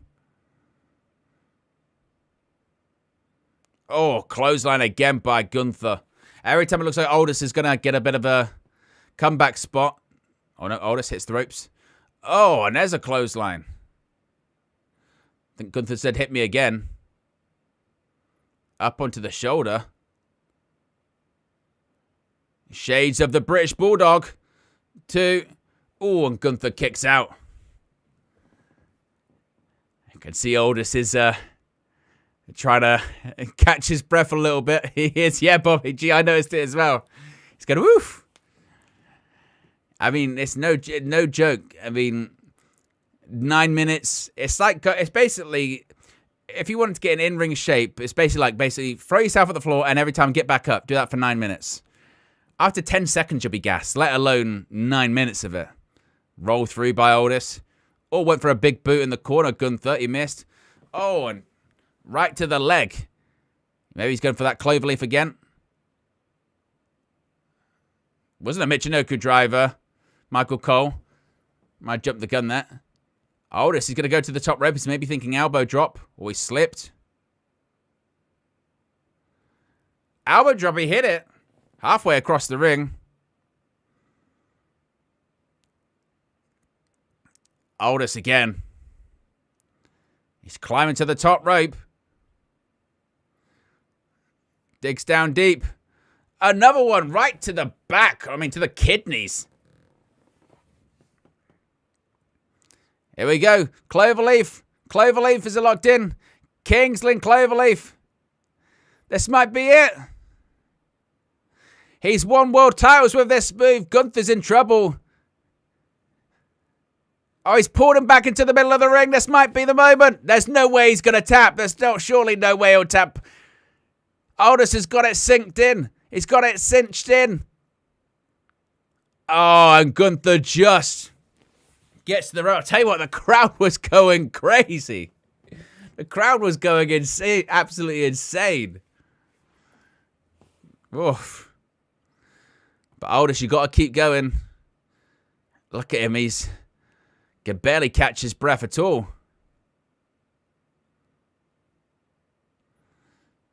Look at him. He's absolutely gassed. Michinoku driver maybe. No, Gunther up on the shoulders. Sleeper hold locked in. Oh, no. Oh, sleeper hold of his own. Otis has got it locked in. Oh, Saito suplex. Beautiful suplex encounter by Gunther. Power bomb. This has been it. 1, 2. Otis manages to kick out. Oof. And now Gunther, look at these elbows. And there we go. Locks in. The sleep hold. This might be it. Gunther saying tap. Is this going to be the moment? Is this going to be it? Surely it's going to be it. Surely. Otis, no. He's going to try and fight back. There's a fire that's fighting. There's a fire that's burning. He's not done just yet. He's got back to a vertical base. Oh, Otis now just collapses down. Does Otis have anything left? And he taps out. He has to tap out. And at 11 minutes and 38 seconds, Gunther has defeated the SmackDown general manager. But I tell you what an effort by Nick Aldis. You've got to give him the applaud he was never going to win the match, but in terms of a performance, in terms of do you still have it? Look at the shape of him. He's 39 years of age. Get that man back in the ring on a regular basis. Because my, oh my, is that guy ready? Does he have more to offer? Gunther said it was a lot harder than I expected. It really was. Get your star ratings in the chat for that one as well. I'd probably give it a 3. I mean, look, it went just over 11 minutes. And I tell you what, You haven't wrestled a match in 3 years. Okay, go face Gunther. Do nearly 12 minutes with him at SummerSlam. And also, the first 2 matches have been really good, so don't stink out the joint. They absolutely held his own in there. I think Nick Aldis can be incredibly proud of himself. He's done a really good job there. I think the match delivered what I was looking for from it. And I think 3 matches in, I think it's been a solid show so far. At Bobby Guy McCarvley 102 super chatted £1.99. Does Gunther ever have a bad match? It Good would job, appear Nick. not. It would appear not, Bobby G. I don't think so. Particularly on this kind of stage. Gunther is he's oosh. But particularly on a big stage like this, Gunther, he just delivers, doesn't he? He delivers big matches, big moments, big stages. He's reliable. He can do it with anyone, whether it's Pat McAfee, Nick Aldis, John Cena, AJ Styles, Goldberg. There's nothing he can't do. As Nick Aldis gets a standing ovation. I hope it's not it for him. He's got so much more to give as an in-ring talent. And then comes his son, Donovan. His wife, Mickie James.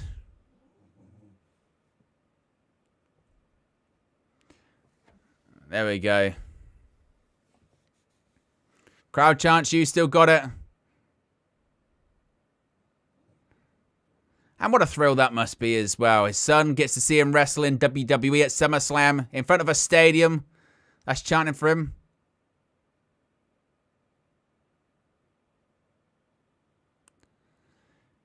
And playing What's the Story Morning Glory again.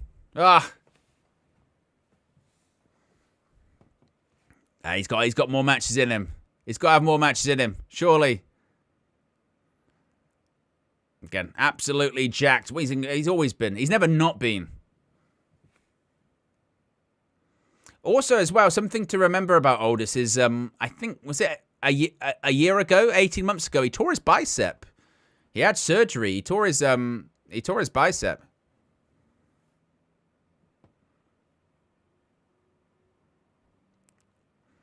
I mean, look, he has been wrestling for 20 years, so maybe you do call it a career at age 39, because that's a lot of miles on the old on the clock. But I still feel like he's got more to give. But then maybe he might also be like, look, what else do I do? Look, I just wrestled Gunther at SummerSlam. It doesn't get much better than that. Which I kind of would also kind of understand if he did go down that route. But yes, we've got still over 200 people watching, which is fantastic, folks. We are at 159 likes. So if you haven't already, click the like button. As we're just seeing a Viking ship there with SummerSlam Minnesota in the background. I wonder what match is next. We're halfway through. We've had 3 matches. We've got 3 matches left. We've got the 6-woman tag team match, Hell in a Cell, and the WWE title. I tell you what, what will be next? I mean, you would think you have probably Hell in a Cell next, and then you cool off with the 6-woman tag, and then have the WWE title as the main event, perhaps. So I'm gonna guess Hell in a Cell, or they might just go for the big double punch and go with the 6-woman tag and then Hell in a Cell. We'll find out shortly either way. As they're just, promoting the Zuffa boxing. I saw the ad for this earlier on, and I was just thinking, like, is this anything TKO doesn't try to own? You know what I mean? Is this anything TKO doesn't try to own? They've got boxing now. They've got wrestling. They got mixed martial arts. They truly are TKO, aren't they?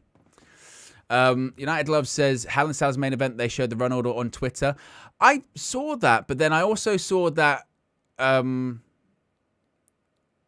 I saw that, but then I also saw that the Liv and EO with that one, they were saying, oh, that wasn't going to open the show. So when that did open the show, that kind of made me think, oh, maybe that's not true.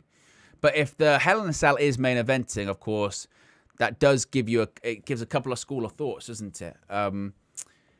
One, you go, well, Brock's retiring If the Hell in a Cell is main eventing, Brock's retiring.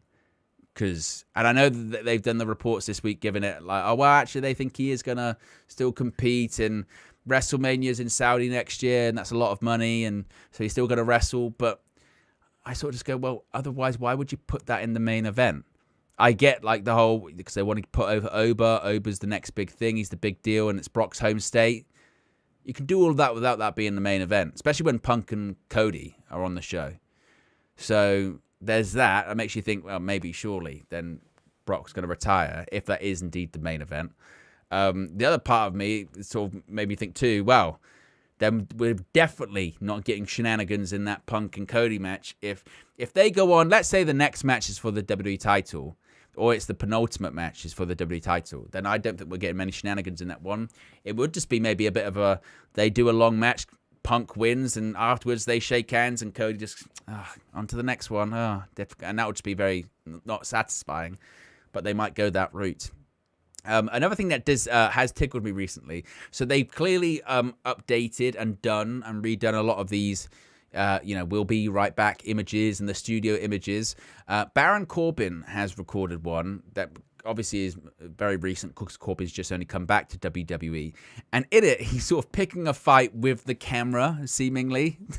He keeps he starts off going, and then he turns away, and as he turns back away, it's almost like the camera said something again to him. He turns away, goes, and every time I see it, I keep sort of making up what's being said in my head. I'm thinking, like, why is he picking a fight with a camera? You'll see it shortly.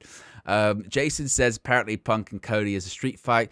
I saw that too, because isn't that on some of the ringside chairs that it said street fight? But I don't know if that's been actually added on officially. Has that been confirmed? Sometimes with all of the different pre-shows and whatnot, it does make you can kind of miss these things. So as far as I'm aware, I didn't think it had been announced there was a street fight. No, as of the moment, still a singles match. But I saw that on the chairs, on the ringside chairs, the sort of commemorative chairs. It said street fight on them. But maybe that was an original plan. Maybe that is still going to happen. Maybe we're going to get a late change. We'll find out fairly shortly.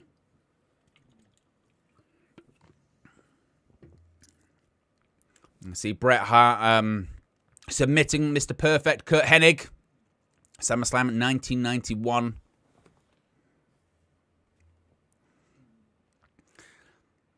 As now we're seeing a Club WWE blimp. That's it, with WWE and these blimps.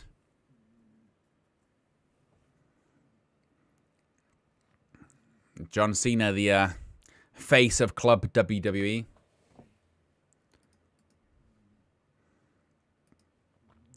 As Michael Cole and Wade Barrett just going over Nick Aldis' performance against Gunther. An incredible performance. And we wait to find out what match is going to be next. As they're just going to the Spanish announcers. It is hilarious as well, just looking around WWE at ringside. It is just like logos galore, isn't it? It is just, they're everywhere. They're just everywhere. UFC lightweight fighter Michael Chandler. Zach Brown and Kendra Scott.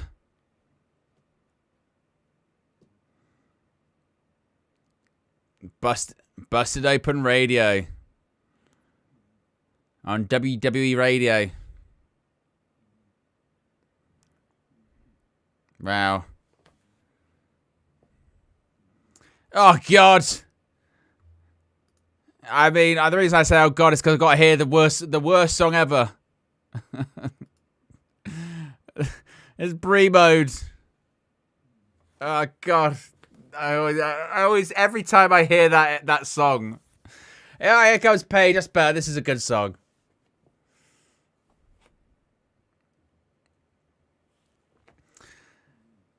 Paige here. And we wait for Nikki Bella, of course, making her return.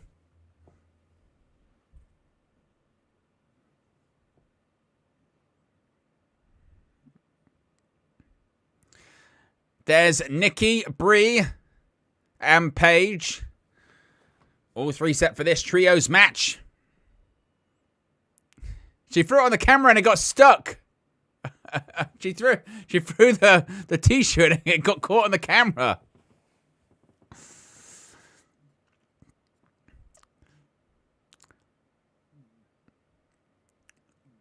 I mean, it is kind of wild in 2026, isn't it? That, you know, you've got Paige and the Bella twins in a match, you know, at SummerSlam 2026. That is kind of wild. But of course, they're going to be facing off against the Fatal Influence, the Women's Tag Team Champions. 39 super chatted $2. Yeah. Free play Brie mode for Owen lol. God. That opening Brie mode thing, I think it literally can make ears bleed. Yeah, I know it can make wine glasses shatter. I think the ear bleed is... good grief.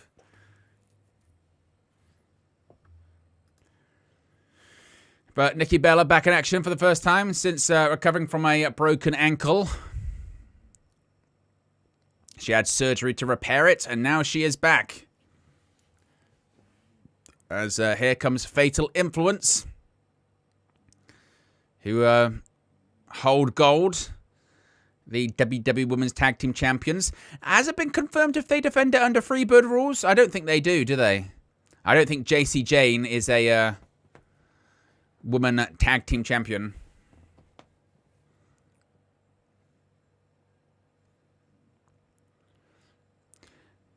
Yeah, Lainey Reed and Fallon Henley are officially the Women's Tag Team Champions. It's not a Freebird rule or anything like that. Of course, we're seeing that Freebird rule on Raw with the Vision. We're 2 likes away from 170 likes, so if you haven't already, click that like button. Another one. Everyone's throwing their clothes at the camera. Whether it's their jackets or their shirts. Maybe that's what I need to do. I don't have any... I'm not taking any of my clothes off and throwing them at the camera. I'm running enough of a risk with a blurred image, let alone me doing that. Good grief.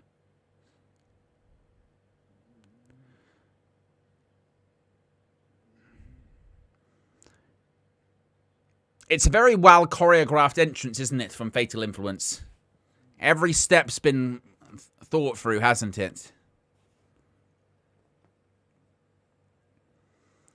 Michael Cole giving a shout out to the statisticians back at Stamford, Connecticut, in WWE's headquarters.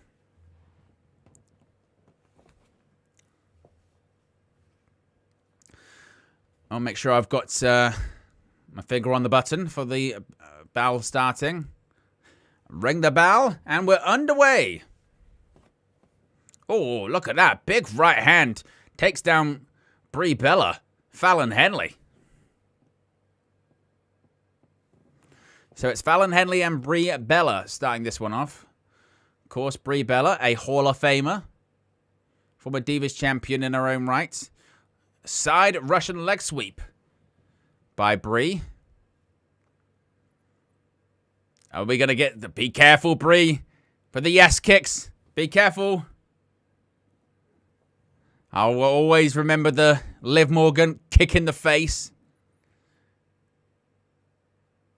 Oof. That one was fine.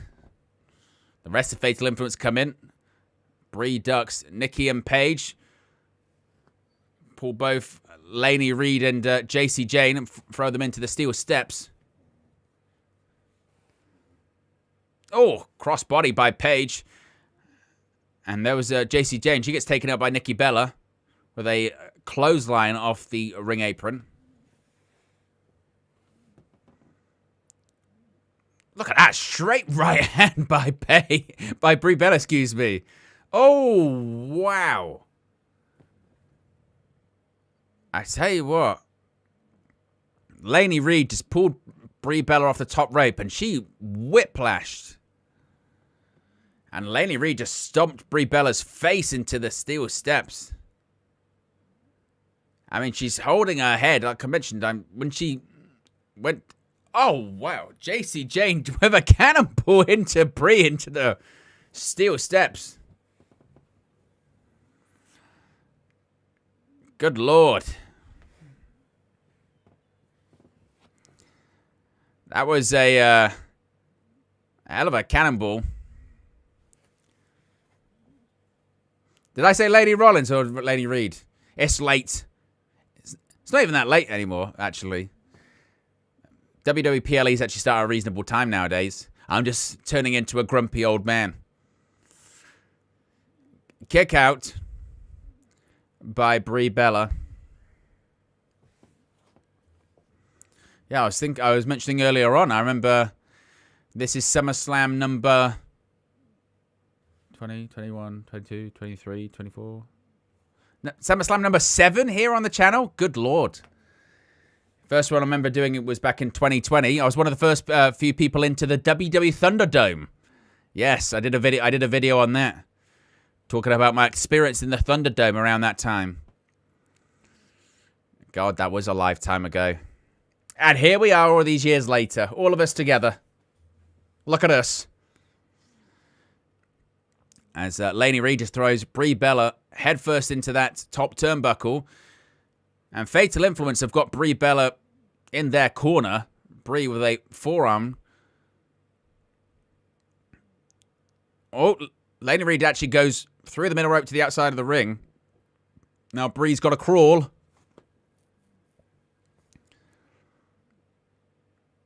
Look at Lainey Reed. She ran around the ring and managed to get in the end.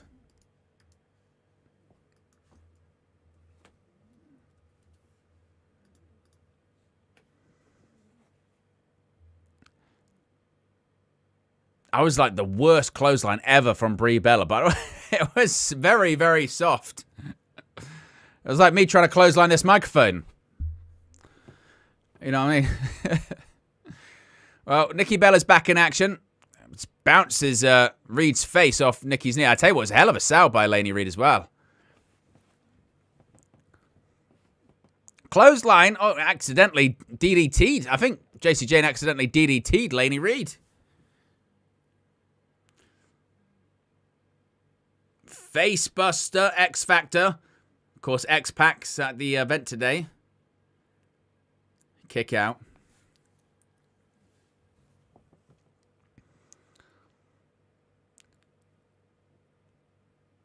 Bella picks up Reed up onto the shoulders. Maybe looking for a rack attack 2.0. Distraction by JC Jane. Oh. Roll up, roll up. Oh, the crowd is just absolutely dead for this. This is definitely a bit of a come down match, isn't it?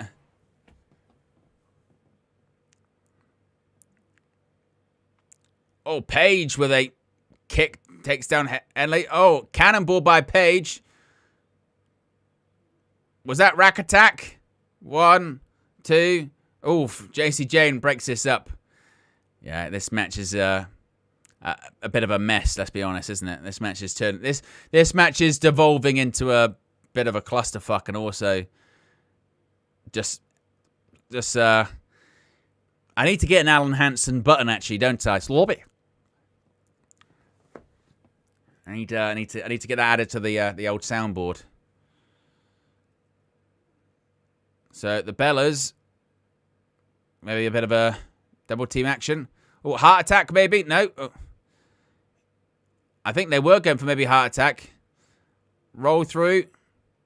Oh, what a running knee by Lainey Reed. Fallon and Henley. Now what they're thinking it. Oh, wow. Look at that. Double team by the tag team champions. 2. And Paige. Paige here. Breaks it up. Oh, what was that? See, that match, that move there kind of sums it up, isn't it? Everything's kind of just been clunky. I think Brie's hurt, by the way, because you notice she's got her arm like this. I think Bree's hurt. Yeah, I think Bree's hurt her shoulder. Have you noticed Bree? She's literally got her arm like this the whole time. She can't move, which would maybe explain why this match has fallen apart. You know, I was just sort of saying this match has devolved and it's fallen apart here. I think it's because Bree's got hurt, and they're having to kind of improvise a little bit here, or Bree's trying to get into space for spots she's meant to be involved in. But I think the shoulder, excuse me, is a bit of an issue.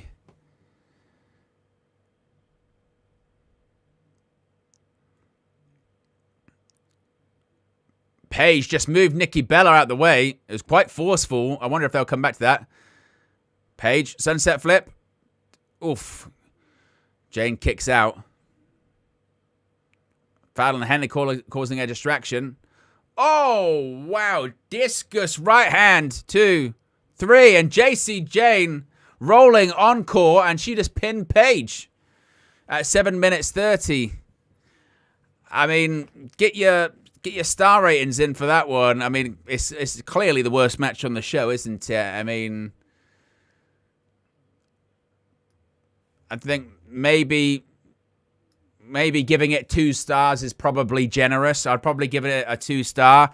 I do think it's clearly been affected by Brie Bella. I think Brie's got hurt in that match, and I think they've maybe had to cut stuff. Maybe they've had to go to a different finish. Oh, yeah, you can see it there. JC Jane does a cannonball, and just as she's going, Brie kind of moves a little bit, and her shoulder takes all of the brunt of that cannonball, and it goes like that, bang, right out back into the steel steps. And I think it's there that she hurts her shoulder.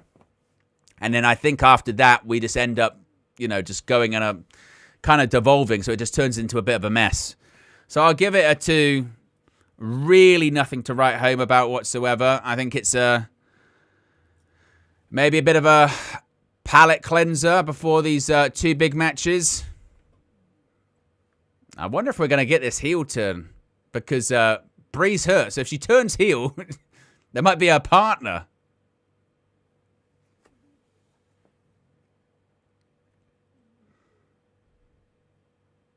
There we go.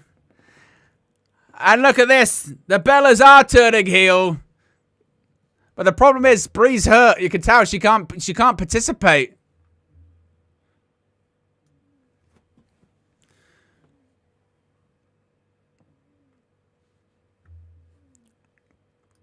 So we're just seeing a situation right now where after the match, the team of the Bella Twins and Paige have just lost to Fatal Influence.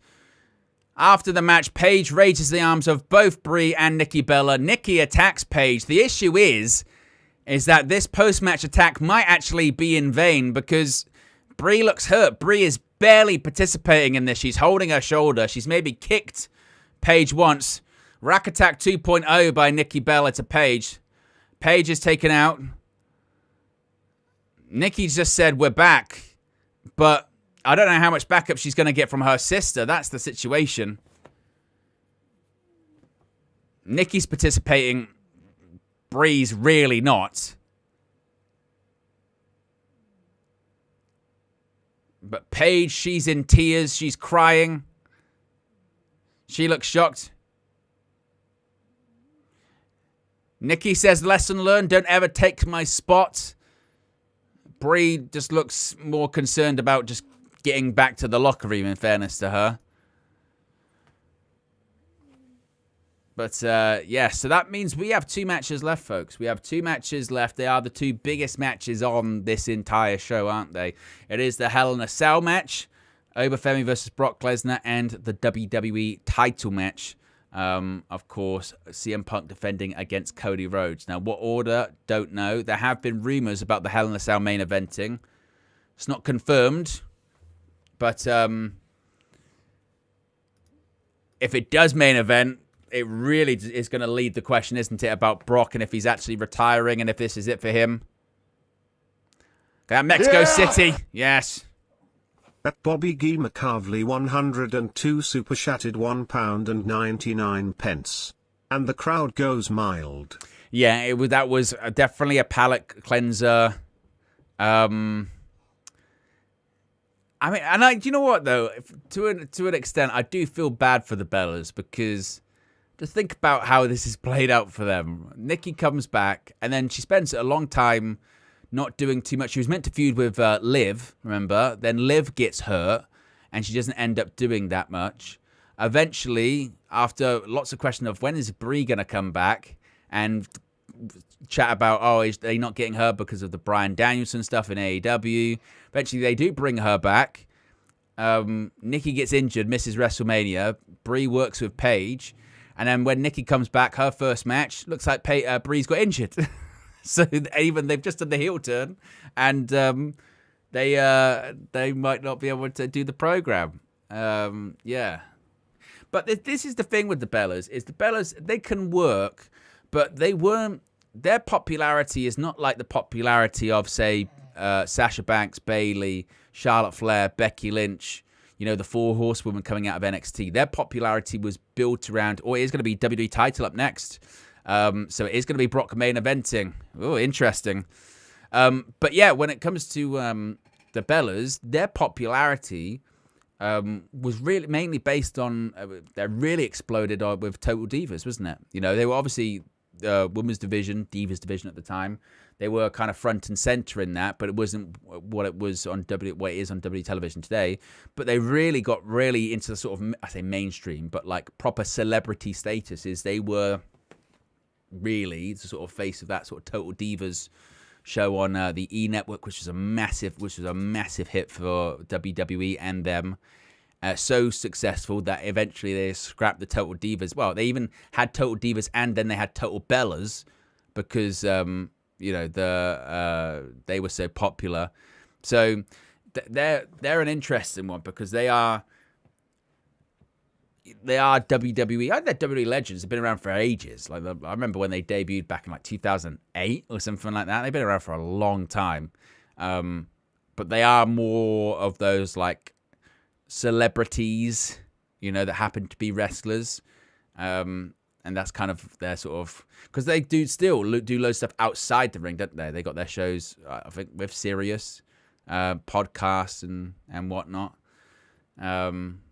So that's the popularity. One thing that cannot be argued is that their popularity. I know people can give them shit, maybe rightfully so, about their work in the ring, but their popularity is very, very big.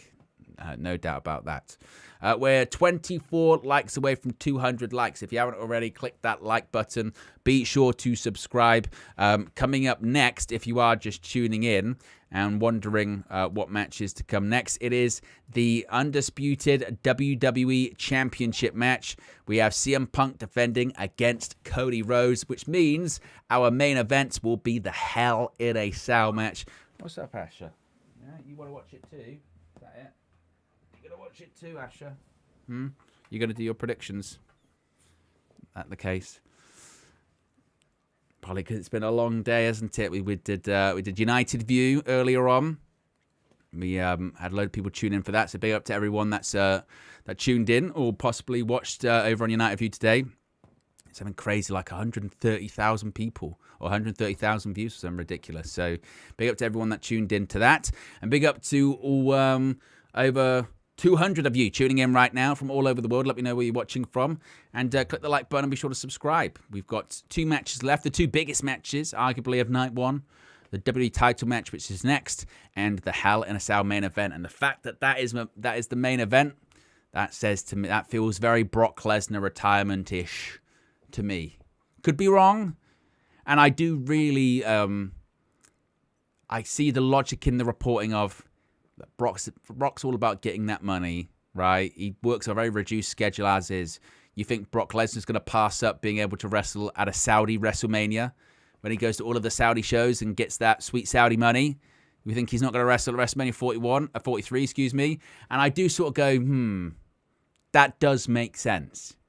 If Brock knows, Brock's a businessman at the end of the day. He doesn't care about sentiment or anything like that, and he doesn't care about picture book or perfect retirements or anything like that. I think if he has the opportunity to work at a Mania where he might get one of the biggest paydays of his career, he'll take it. So I I do wonder if tonight is truly it. But seeing him in the main event,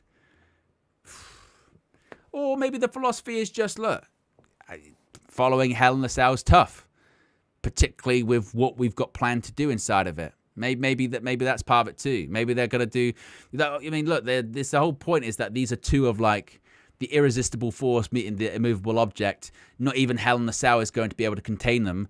Maybe they've got something so mental planned that it's like, well, you can't have a match after that, even if it's for the WWE title. Even if it's CM Punk, Cody Rhodes, you can't with what we're planning. Maybe that is it. We're just going to end with this incredible kind of spot. We're going to end with this incredible kind of moment. Just by the end of the show, you'll see why we couldn't put Cody and Punk on last. Maybe that's the game plan. Or maybe I'm giving them too much credit there. Well, we won't have to wait long to find out. How many different blimps have they got? That's at least 3 that's been a different blimp in this show. Right? I swear that's the 3rd different blimp. Or is that the same one? Oh, it was something different on it. Brock falling up. That would be interesting, wouldn't it? It'd be like playing SmackDown versus Raw if he fell off the cage.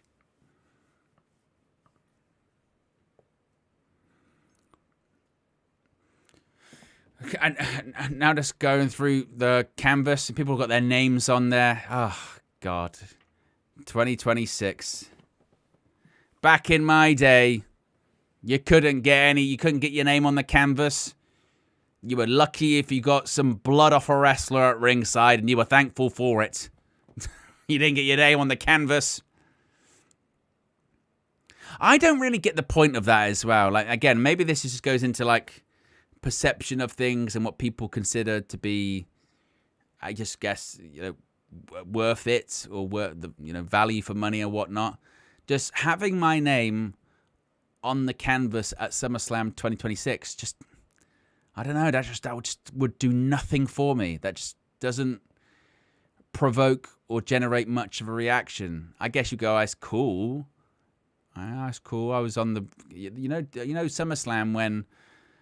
There was Brock versus Oba, and they bled all over the Hell in a Cell. If you look closely, my name's on the canvas. I guess maybe that, but after that, it's just that, isn't it? It's just like one of those sort of, this is a bit of a rare fact kind of thing. You know what I mean? What have we got here? We got this. Oh, a Street Fighter, right? Yes, we've got, this is going to be like Street Fighter, the whole thing, isn't it? This match is sponsored by Street Fighter, so if Cody Rhodes wrestles the match in his Guile outfit, I will love that. It doesn't look like he's going to, though. Fight!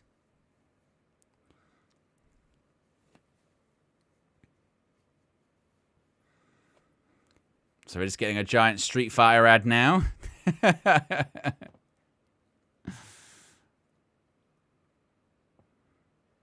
Is he really going to do the whole entrance to this? He is. Look.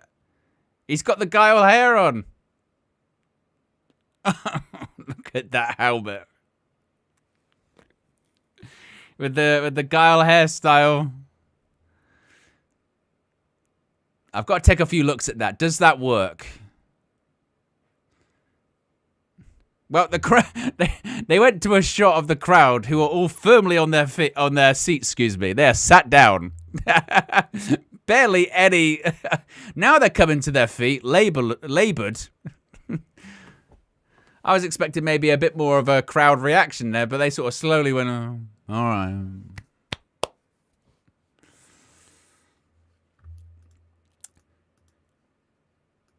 Well, I must say it is quite stunning, isn't it, that Cody Rhodes versus CM Punk for the undisputed WWE Championship on a 2-night event can't get the main event, which again says to me that surely this has to be Brock's final match, because what other reason would they have for not putting this in the main event?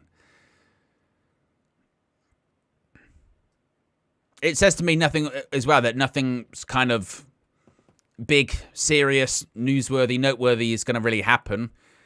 I see probably now Punk retaining.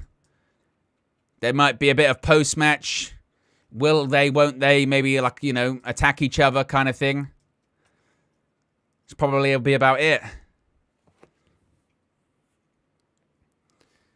Are we going to get a Cody heel turn? Or a Randy Orton return?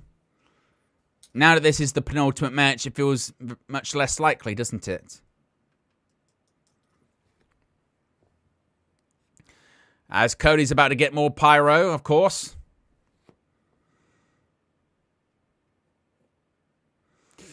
Well, that's the other thing, King of the Indies, isn't it, as well, is, like I was just saying, maybe it is just a mindset of, look, even Cody versus Punk, WWE title, which is like two of the biggest babyfaces in WWE, how do you follow a Hell in a Cell match between, like, two monsters? That's like having King Kong versus Godzilla and then going, right, let's follow that up with, a good film, but it's just difficult to follow it up. Let's follow that up with... Pick just a decent Marvel film, but it's just let's follow that up with Guardians of the Galaxy. You go, look, I tell you what, it'd be a great film, and it might even be better. It probably is better than the King Kong versus Godzilla, but just by the sheer spectacle and the size of it, it's difficult to follow that. Maybe it's just that.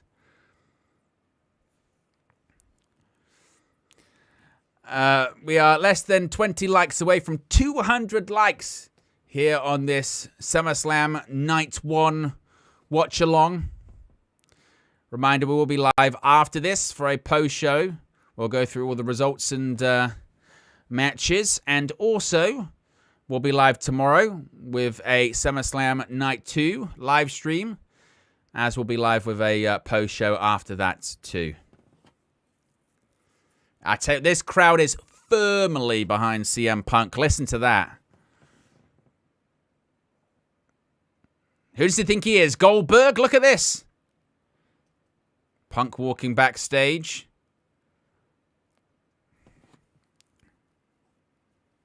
Surely something's going to happen. We're not just going to see him walk the whole time, are we? Oh, we are.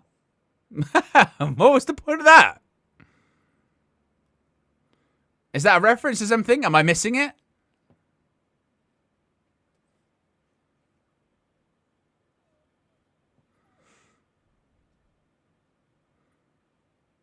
Or is this just the new Punk entrance, right? We kind of saw this when he returned and he won the WWE Championship. He just appeared with the door went up, didn't he? And he did this entrance. He kind of did this at WrestleMania as well, didn't he? Where he walked into the stadium silently.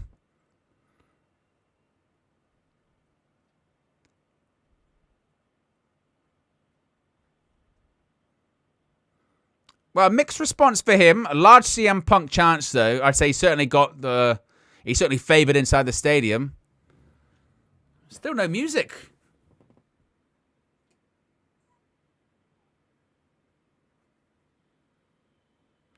There we go. He just did it in silence for some reason.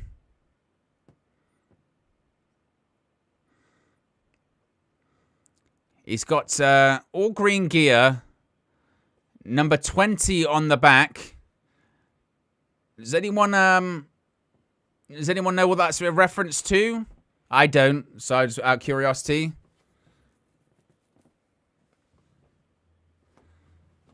Is it a sports team? Is it a video game? Is it a movie? Is it just colors? They're just random colors. If anyone knows. I was trying to think what that could be a reference to. Number 20. Oh, here we go. Minnesota North Stars. Right. So it's an old NHL team, right, from Minnesota.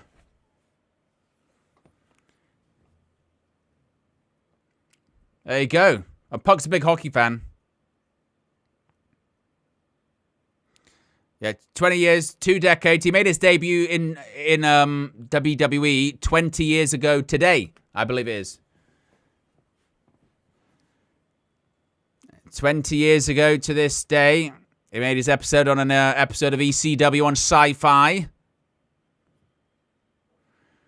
Who did he defeat in his WWE debut?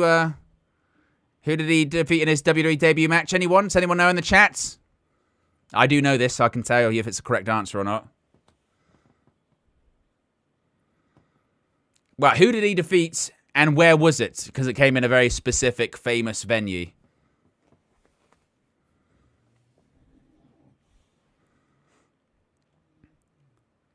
Cody Rhodes smiling inside the ring. Alicia Taylor with the ring introductions. Riz says, not a clue. I can reveal. His WWE debut match was against Just Incredible. Just Incredible, and I believe it was in the Hammerstein Ballroom on an episode of ECW on Sci-Fi.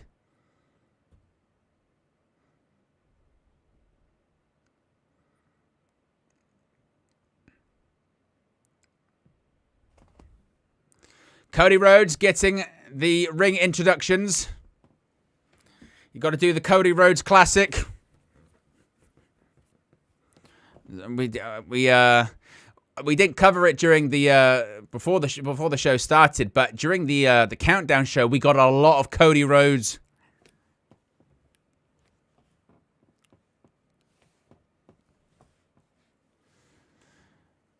His opponent from Chicago. As just Josh Media would say, Chicago, Illinois. He is the undisputed WWE champion. And I tell you what, he is in absolutely brilliant shape. He did an interview on ESPN earlier on.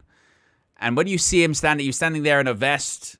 And he's jacked. He's in certainly, arguably the best shape of his career at 47 years of age. And listen to that crowd still chanting for CM Punk. He's just standing there.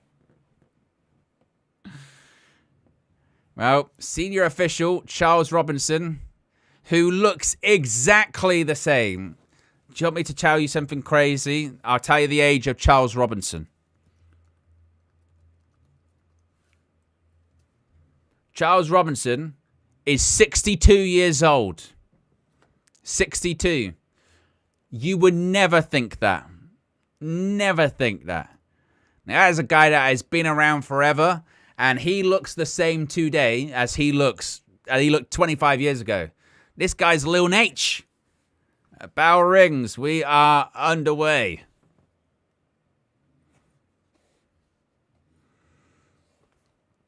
Oh, here we go. This is their first singles match in 18 years, I was reading as well. Collar and elbow tie-up. CM Punk backs Cody Rhodes up into the corner.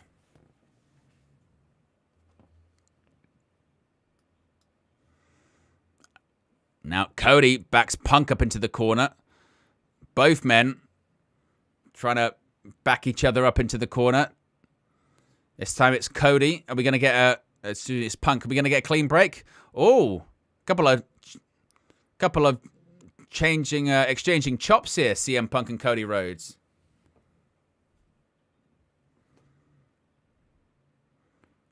Oh, Punk jumps over. Went for a hip toss. Cody kind of missed a step there. Oh, look at CM Punk. Head scissors by CM Punk. What the hell is that? And there's a kick by Punk to the triceps.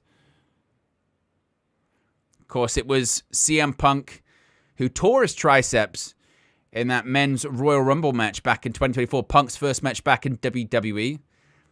He was last eliminated by Cody in that match. He'd already torn his triceps due to that Future Shock DDT from Drew McIntyre at the time.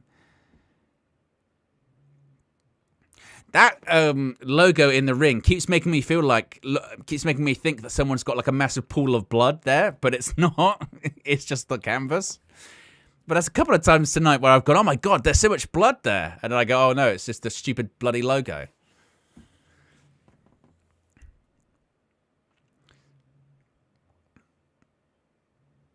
Chance of Let's Go Cody and CM Punk. If you are just joining us, this is the penultimate match of the evening. CM Punk defending the WWE Championship against Cody Rhodes. Our main event still to come. Brock Lesnar over Femi, Hell in a Cell. Cody Rhodes with a side headlock. Currently on the undisputed WWE Champion in the middle of the ring. Remember the strange route we got here with? We got Sami Zayn winning the WWE title at Night of Champions in a triple threat match involving Cody Rhodes and Gunther. Cody Rhodes then defeats Jey Uso to earn a rematch on an upcoming episode of Raw in Chicago. But at the beginning of that show, Cody Rhodes is attacked by Gunther. And he's not medically cleared, so CM Punk gets a call. Can you make it in your hometown in Chicago to challenge Sami Zayn for the WWE Championship? He says yes. He wins the title. And then we get to Cody revisiting a conversation he had with CM Punk after WrestleMania, when Punk had just lost the world title, but Cody was still WWE Champion. Cody said to Punk, just name a time and a place, and I'll defend the WWE title against you. When Punk was the champion... time and place. The time and place was now. The place was SummerSlam in Minneapolis. And, there's a chop by Punk. But Cody just bounces Punk off the top turnbuckle. As we are 3 minutes and 35 seconds into this one. Just bouncing the... still working on that shoulder, that arm, Punk. He had those kicks earlier on. Now just continuing to work across. I think it is the tricep he's going after. Tricep, shoulder.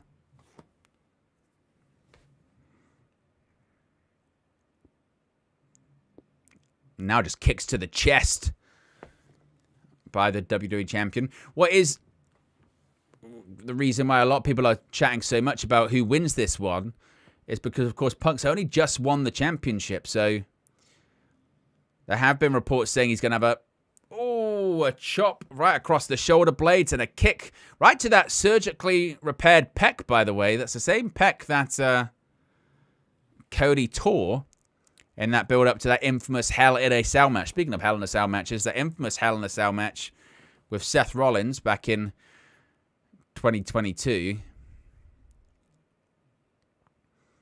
Cody had to try and get out of that hammerlock. He sends CM Punk to the floor.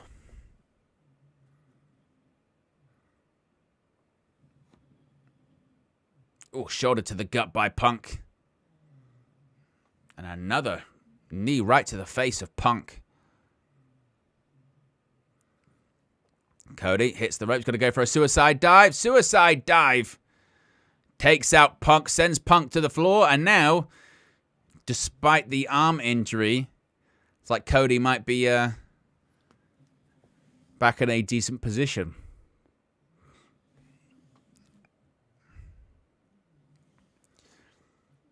Of course, remember, Cody doesn't have that championship advantage he once used to possess. Punk just... I tell you what, he went into the barricade hard. Punk there as he hit the barricade and then went over the top into the timekeeper's area. As we're 9 likes away from 200 likes, by the way. 9 likes. So if you haven't already, click that like button. Punk, there you go. A springboard, flying clothesline off the barricade by Punk. Cody Rhodes down on the outside. Don't you start, Red Devils. See what you're trying to do. Don't you start.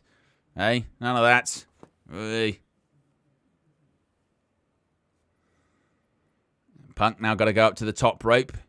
Cody already back in the ring. Still favoring the arm. Double axe handle. Don't see many of those. Don't see many of those be successful either.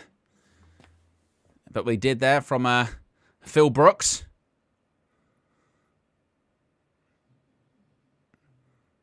Punk going to go for a suplex. Straight vertical suplex. Only got a 1 count, but Punk now, once again, working on that already injured arm of the American Nightmare. He knows a thing or two about torn triceps. Torn the tricep in both arms, surgically repaired in both. Tore his tricep against Jon Moxley, infamously, at All Out in 2022. Then again, infamously, tore his tricep again in that aforementioned men's Royal Rumble match in January of 2024. So he would know a thing or two about dealing with that injury and also the recovery from it. Oh, what a kick by Punk. He didn't get all of it, but he's holding his knee. Punk's stretching out a knee he may have tweaked. I think it's part of the match story. I don't think it's legitimate. Running knee by Punk, speaking of which.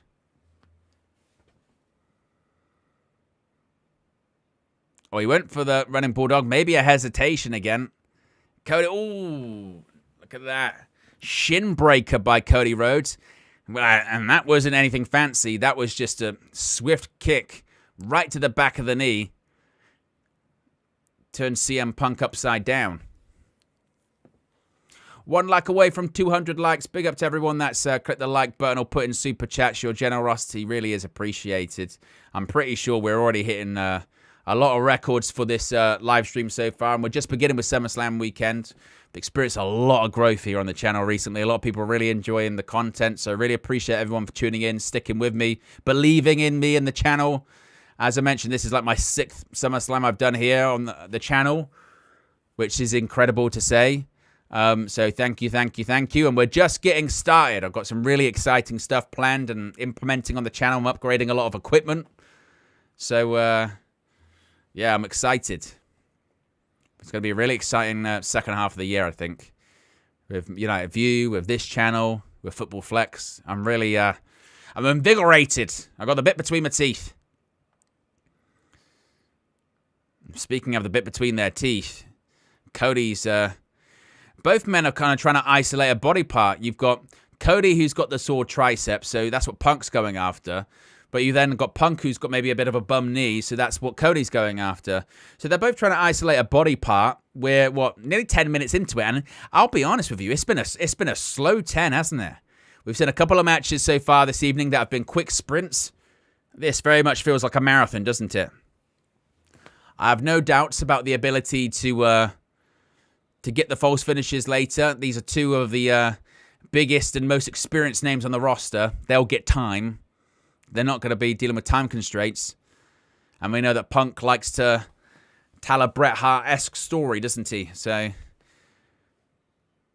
this match is probably still very much in its infancy as Punk writhes around in the ring after that dragon screw leg whip. What a camera angle that is.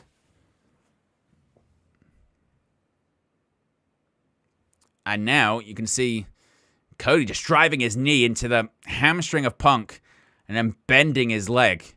That hurts as well. That hurts.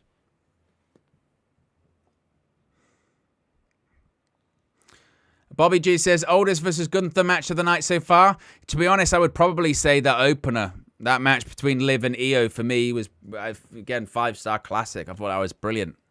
Absolutely spectacular match. Oh, Punk gonna go for GTS? No. Oh. Cody went for a disaster kick. Punk just stuck a leg up. I don't really know what it was. He just, again, just stuck a leg up.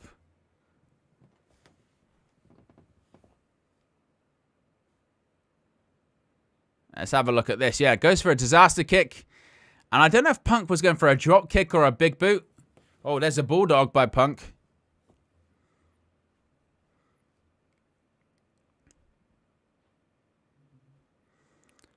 Dueling chants of let's go Cody and CM Punk.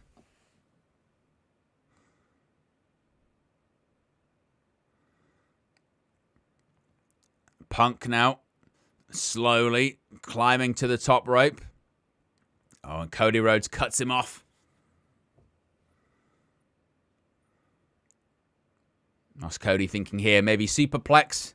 Remember, WWE Championship is on the line. As KG, that comedian, would say, it's on the UC Jaskalainen. Cody Rhodes, top rope. Trying to lift the champion up. Both can see that. Everyone in US Bank Stadium rising to their feet here. Right hand, Cody goes down.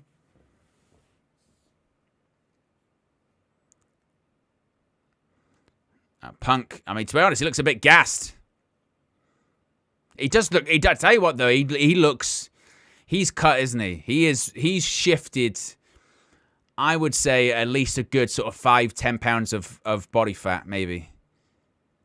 Boom, elbow drop by Punk, 1, 2. He's done both, hasn't he? He's leaned up, but he's also put on a bit of size. You can see it in his shoulders in particular. His shoulders and his back are definitely filled out more.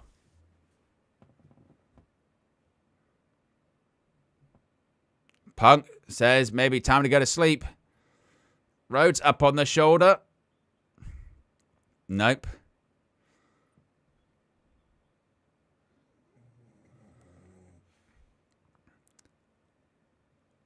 Cody. Disaster kick. Oh, no. Cody cut. And it was a different kind of sell by Punk, too. Oh, Punk rolls the shoulder up. And this is what I kind of thought would happen. Slow opening 10 minutes. But now we've started to up the pace a little bit, haven't we? Yeah. At Bobby G. McCarvley 102 super chatted £1.99. Phil filled out. Hey, I like it. I see what you did there. Phil. Oh, disaster kick, Bobby G. Not only a very generous donator, but also a comedian. Cover. Oh, CM Punk kicks out. Bobby that comedian in the chat. But yes, Phil has filled out. Now, Cody seems to be the one that's in control a little bit here.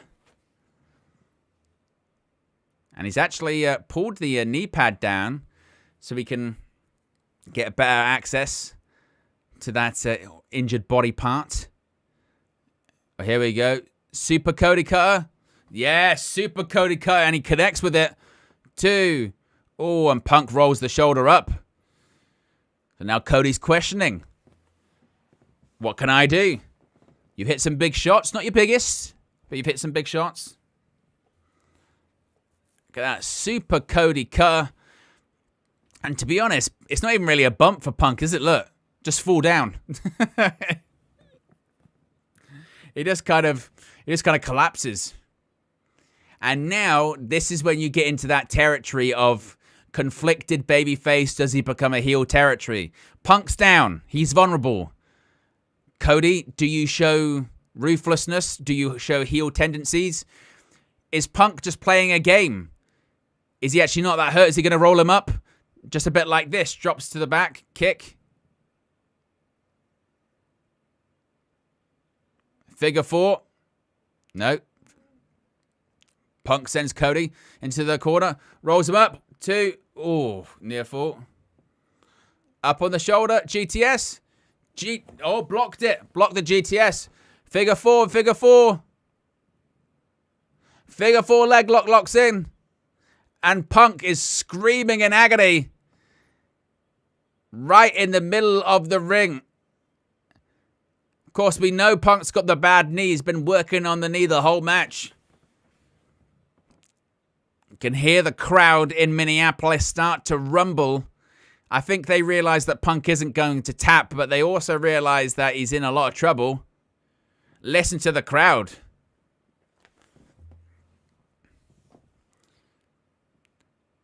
Crowd continuing to chant for Punk. They're firmly behind the WWE champion. Is he going to roll over? Yes, here we go. Reverses the pressure, reverses the leverage. Oh, but Cody, now they both just roll to the ropes. Punk grabs the ropes, so the hold will be broken. Nobody knows that better than Lil Nate, the referee. But we're now over 15 minutes, 16 minutes 30 to be specific.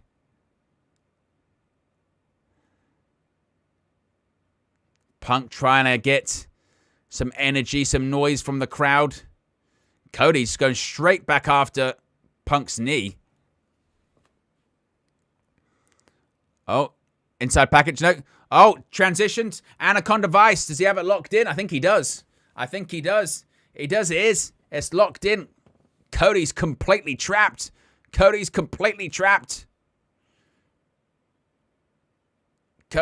he might have to kind of...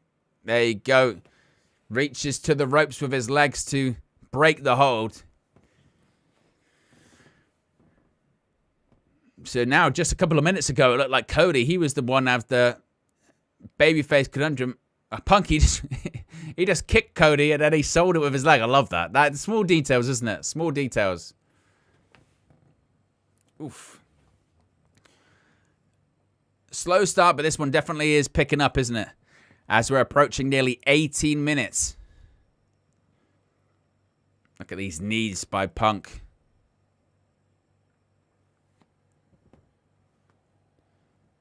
As Wade Barrett continuously says on commentary, remember what's on the line. The undisputed WWE Championship.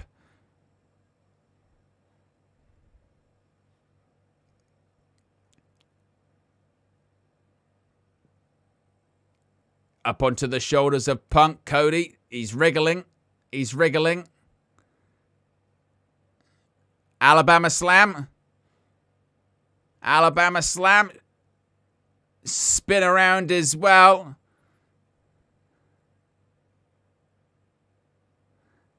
Oh no. Punk managed to roll. Oh, beautiful transition into the Anaconda Vice.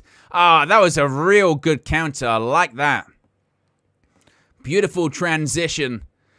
Cody was spending too much time messing around with the Alabama Slam. Of course, shades of his former World Tag Team Champion partner, Hardcore Holly. As always, you can see Nick Khan with his son, by the way, at ringside. On the hard cam side of the ramp. And, oh, Punk managed to go through. What's he going for? Jackknife cover. Are they going to bridge? Look at the strength and athleticism. Nearly 20 minutes deep into a match, they're bridging out. Oh, no. Crossroads.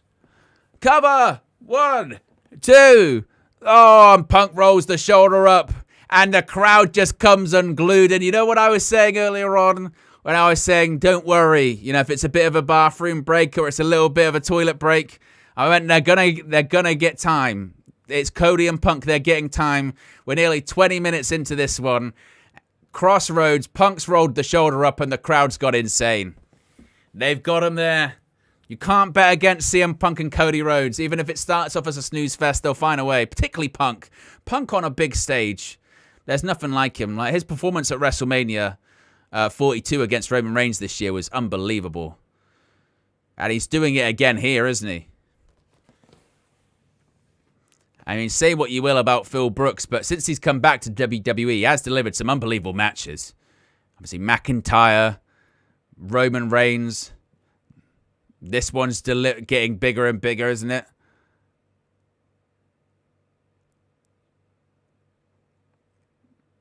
I mean, he looks completely out of it now, doesn't he? Up on that turnbuckle. Oh, my word. Is he thinking... I think he's thinking inverted superplex. I think he is. I think for a second I thought he was thinking that. Oh, good grief. Good. Punk manages to hit him off with the elbows. Now, Punk. What is Punk thinking? Oh my goodness me. Trying to moonsault. He missed. What was that? The shades of Terry Funk. Shades of Terry Funk. He went for a moonsault. Hopefully he didn't hurt himself doing it. But he embraced his full inner Terry Funk with that moonsault.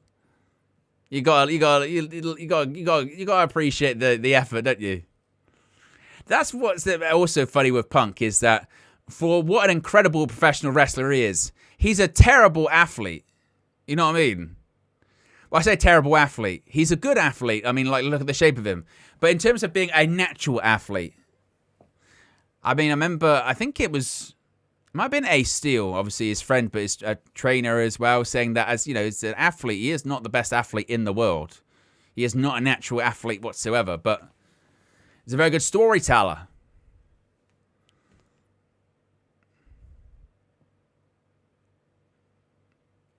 Try to get him up for a GTS. Punk gets Cody up on his shoulders. GTS hits it. Go to sleep. Punk's, he's got the bad knee though. You got to crawl. You got to crawl. Crawl. Cover. 1, 2. Oh, Cody rolls the shoulder up. It was that amount of time that he was crawling over. We're over 22 minutes into this one. Oof. Yeah, he protected his finish. Punk, he did the, you know, well, this isn't the finish, so I gotta make sure I take my time crawling over there. Oh, Punk just bounces Cody off the announce table. Still bouncing Cody off. Oof.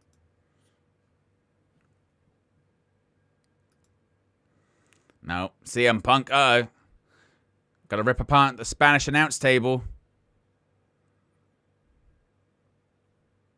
What's Punk thinking here? Oh, sweeps Punk on the table. Spine first. And now Cody trying to take control. Crossroads? Crossroads, no. Punk, get up on the shoulders. GTS. No. Oh, Punk thrown into the... Cody had to break the count. He was very close to nearly... they're both close to getting counted out. But Cody just threw Punk into the steel steps, shoulder first. He hasn't moved. Uh-oh. And now both announce tables, I think, have been sort of swept off. Michael Cole and Wade Barrett's desk has been cleaned out. Charles Robinson keeps reminding him, you know, maybe you got to get back in the ring. This feels to me like a diving something onto the announce desk, maybe. Oh, gets him up. GTS. GTS. Go to sleep. Punk's crawling again. Cover. 1, 2. Oh, and Cody Rhodes grabs the ropes this time. Oof. Now, I wonder if that was part of it, or I wonder if Punk just realized, like, we took a long time messing around, setting up whatever we're gonna do at ringside. We need to get the crowd back. Get the crowd back. Do something quick. I'll hit you with a GTS. Let's just get the crowd rumbling a little bit. Smart decision, because he did feel the crowd kind of fall a little bit flat while they were messing around on the outside here, trying to figure out what they were gonna do next. As this match now over 25 minutes. Make no mistake, that Hell in a Cell match that's coming up next, that ain't going 25 minutes. Maybe close. I mean, I just wonder with that one, are we going to have like a 5-minute main event? Uh-oh, Punk. He is thinking elbow. I wondered this a second ago. You know, a second ago I said, I wonder if we get an elbow drop through the table. I think we are. Bear in mind, Punk's done this a couple of times, and every time he's done this, he has absolutely just wrecked his knee.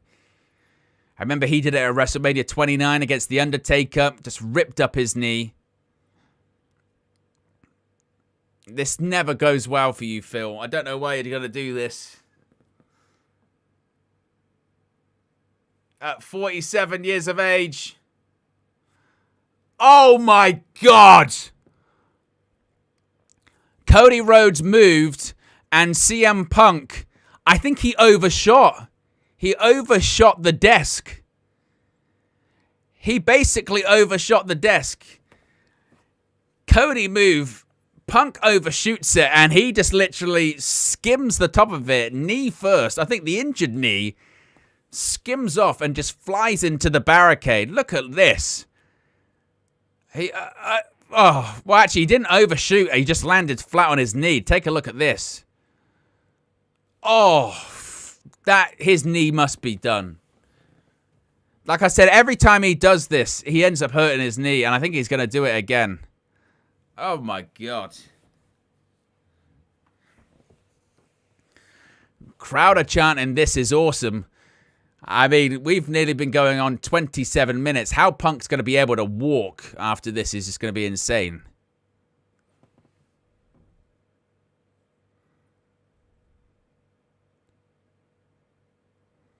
I thought he had overshot it at first, but actually he nailed it. He couldn't have been more central or middle to that desk, could he?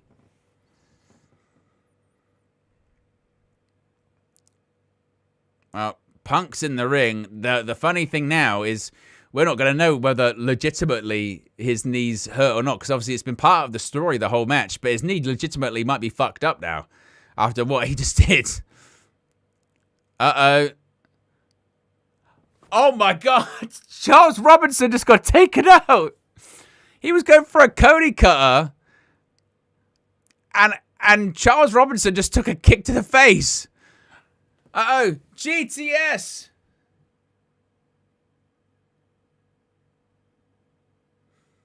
Oh, he's fallen down. We've seen this happen to Roman Reigns. We've seen this happen to Seth Rollins. We've seen this happen to Bron Breakker. We've seen this happen to Dean Ambrose / Jon Moxley. Another GTS. Oh, no. Cody, Crossroads. Oh, CM Punk's jaw whiplashes. But the ref's down. Punk's out the ring. This feels fishy. Uh-oh. It's Randy Orton! Here we go! Randy Orton! The Viper! RKO! By Randy Orton! For the first time since WrestleMania, Randy Orton is back! We haven't seen him since he lost to Cody and Punk kicked him in the head. And Randy Orton just hit RKO on Cody Rhodes. I don't know if Punk even knows. Punk's down on the outside.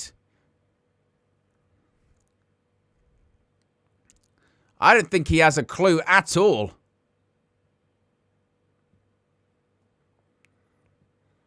You called it, Wade Barrett. It really is.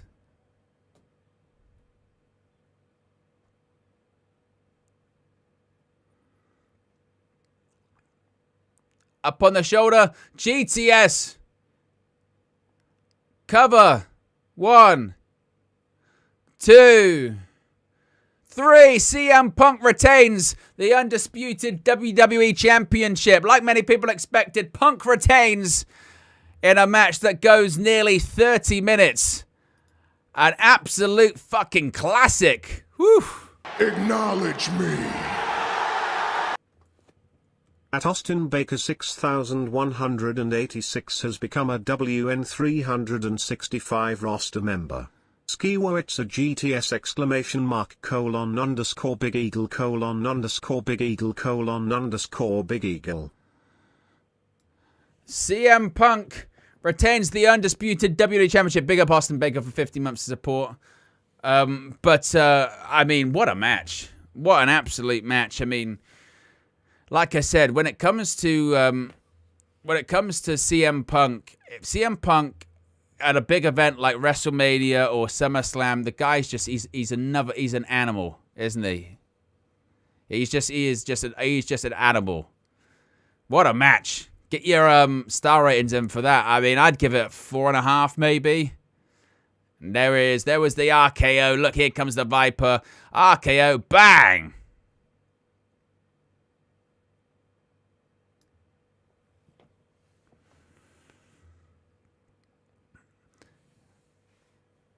Austin says 5. I'm overrating it, though. Bobby says 4. Jason says 4.3. King of the Indies 4.5. I thought it was brilliant.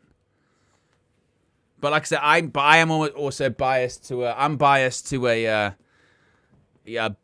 Punk pay-per-view classic. You know what I mean? I'm all about that.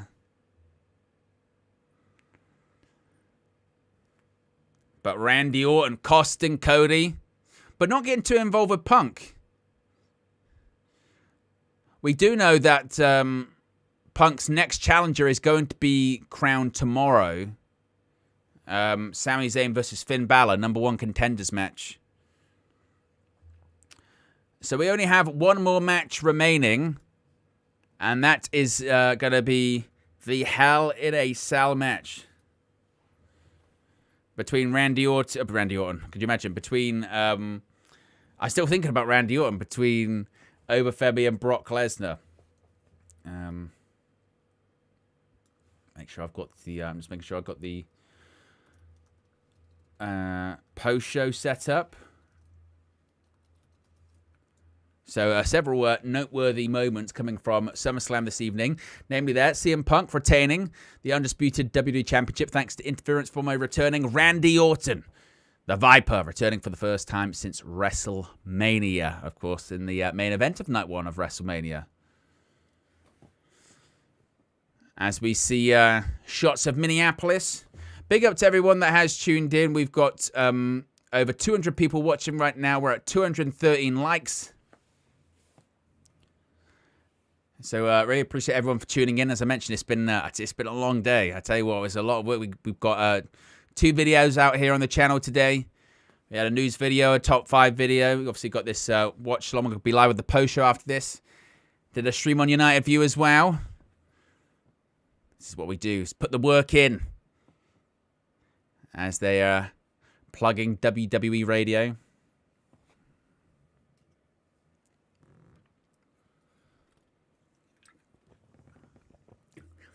Yeah, they're doing I saw this. They're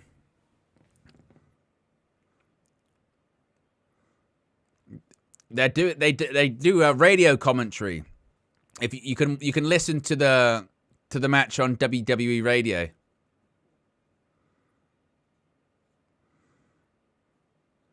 I was going to say you could barely hear them, to be honest.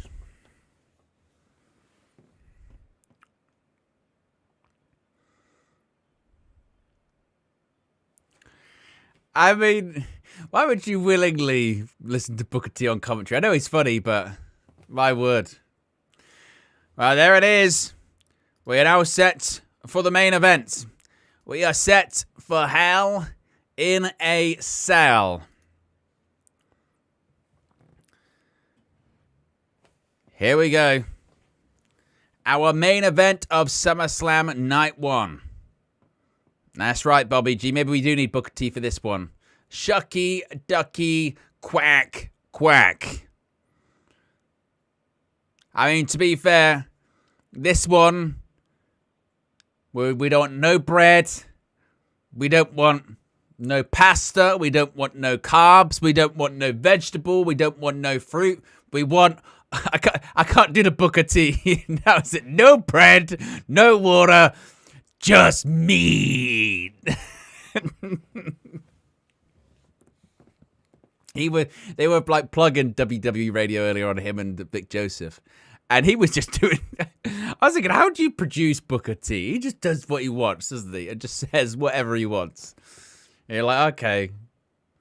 Like, how'd you give him notes on? No, you gotta say it like this, Booker. He's like, I'm gonna do what I want.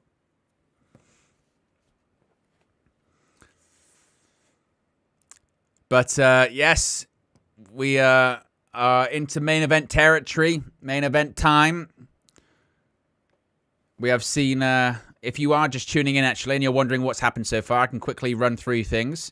So to open the show, we saw Liv Morgan retain the Women's World Championship and probably, that is a tough one. I was going to say what would have been the match of the show before just that WWE title match. But a brilliant match there. We had a 6-man tag team match where the Bloodline lost.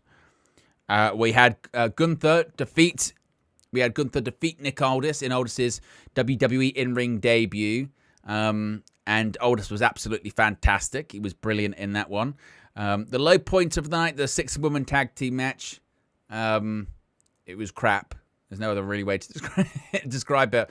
I think there was a heel turn after the match with the Bella Twins attacking...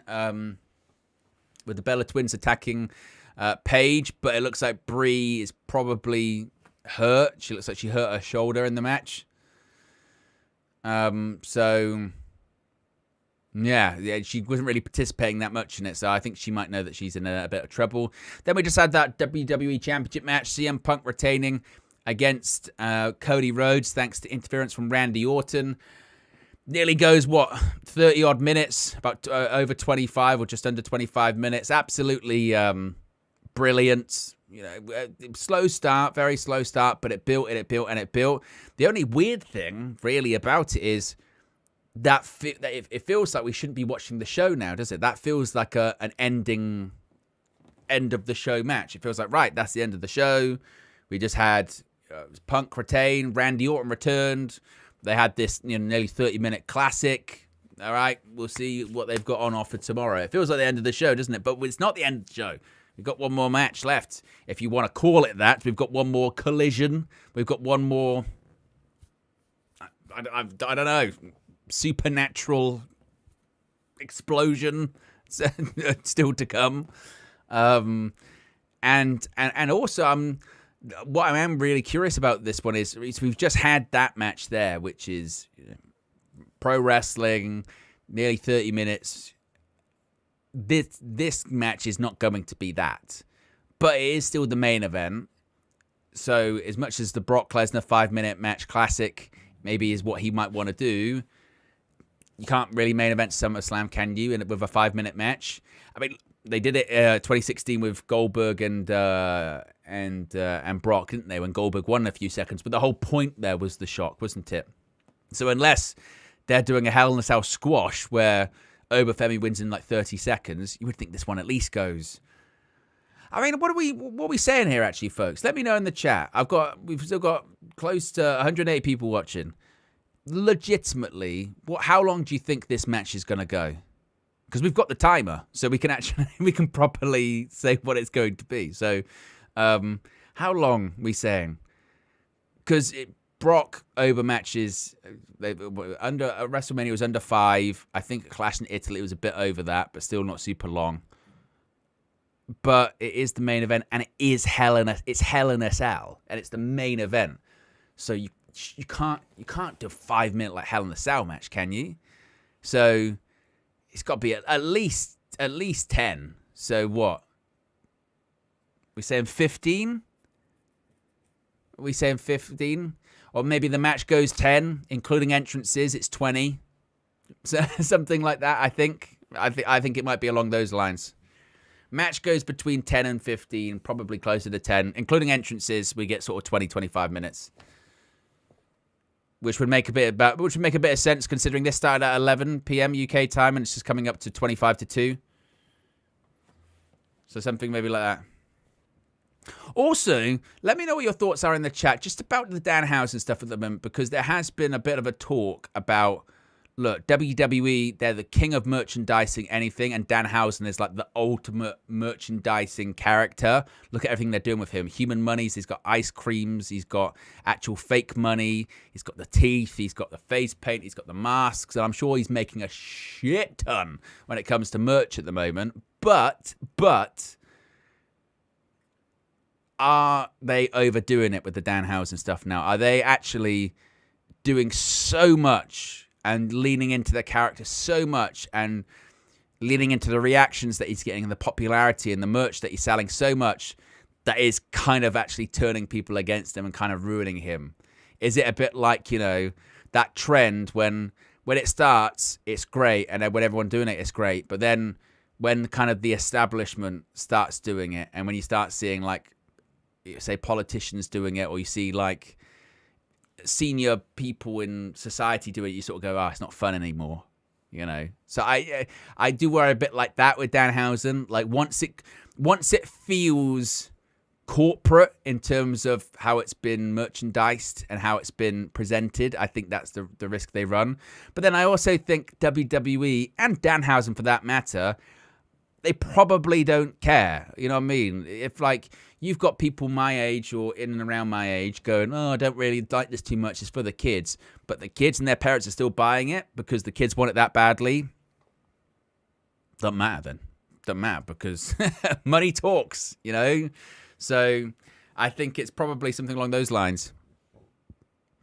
That microphone, Joe Test, sounds absolute dog shit. We've got Act 3. As we're seeing all of the different parts.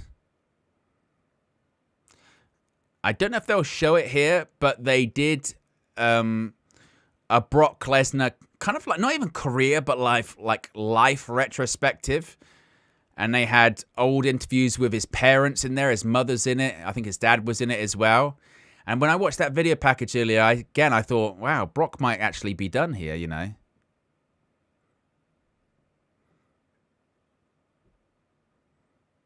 I tell you what, it was pretty impressive. They've managed to get Thanos to narrate this video package as well. That's like my one. Do I have my soundboard turned on? No, I don't even have it turned on.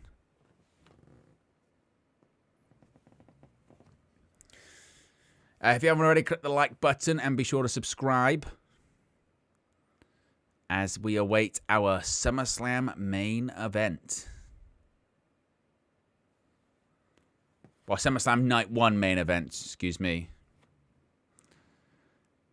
Of course, the ruler, the 2026 King of the Ring winner.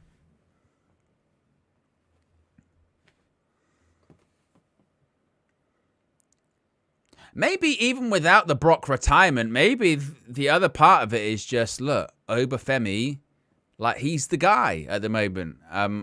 Jim Ross made some headlines recently, but he's kind of right where he was saying the thing that's hurting WWE at the moment, obviously there's been so much talk about creative and Triple H burning out, which is exactly what happened, by the way, with Triple H and NXT. People forget that a lot. People talk about the black and gold era and how great that time was. But what they don't like to talk about is black and gold era, NXT from 2014 to 2019, great. But by 2019 and the Wednesday Night Wars and all that, Triple H was kind of creatively tapped out. Like, some of those NXT shows up against AEW Dynamite just weren't that good shows. They were kind of dull. And he was getting criticism at the time for how formulaic he was. And Jim Ross kind of got people talking recently when he basically said one of the problems they've got WWE is, one, the creative does feel a bit burned out, but two, he's like, they just don't have that one star that feels like red hot right now. Just like, you've got to watch the WWE to watch this guy. You've got to watch him. He's red hot right now. It's his time. And maybe it's a case of, they feel that maybe they might have that with Femi, and they go, you know what? Let's just put the rocket on him. His entrance is over. He's got the look. He can talk. He can work. He's our, most recent, I guess, success story of bringing through NXT a genuine top star. Maybe that's why. It's just, look, we've got to go big on Femi. Look at that. I said 28 years old, Femi. That's mad. Brock Lesnar being nearly 50 as well is insane to me. That doesn't just feel right, does it? Here we go. Who makes the entrance first? That's the question.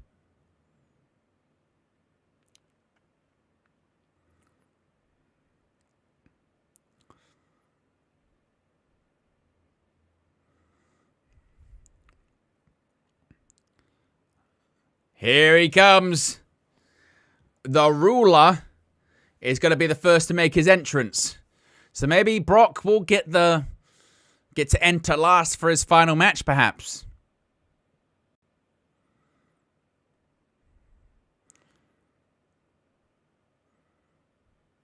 You can see him slowly enter the stadium.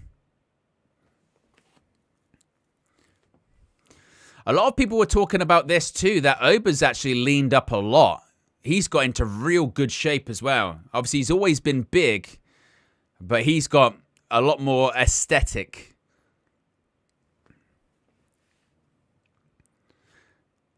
And the ruler is strutting. He is marching. He is making his way to the ring.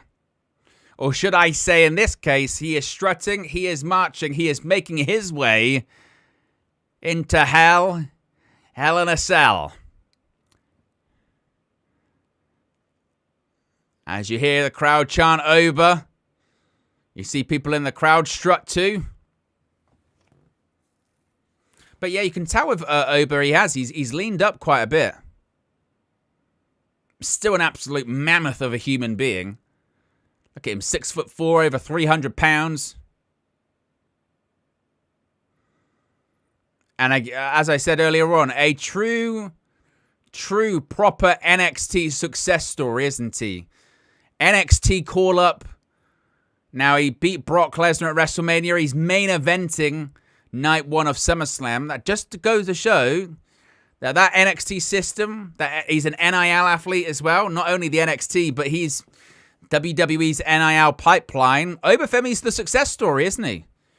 Femi is the NIL success story, and what they'll look at and also use to recruit these talents from these collegiate levels. They'll go, look, this guy, we recruited him, and now he's main event in SummerSlam in front of a sold-out stadium, or in front of I don't think it's sold out, but in terms of a packed-out stadium.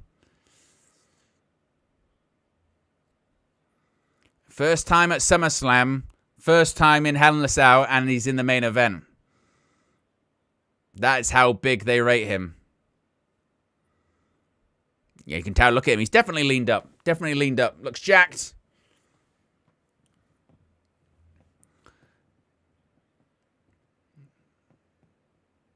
Here we go.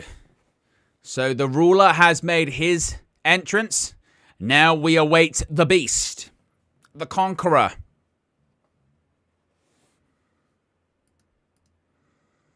Crowd chant Oba. We wait for that famous guitar riff.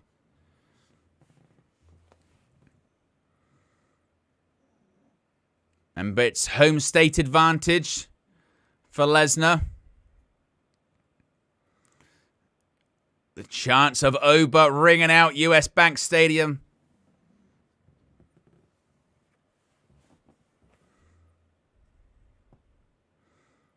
And he just has a grin on his face. He knows that ain't no home state advantage. Listen to the crowd.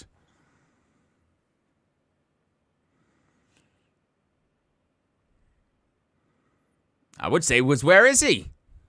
How long is he going to take? We're still waiting. Make him wait, make him wait, make him wait indeed. And unless, they got a special entrance planned? This is like the proper box and make him wait. Oh, light's gone down.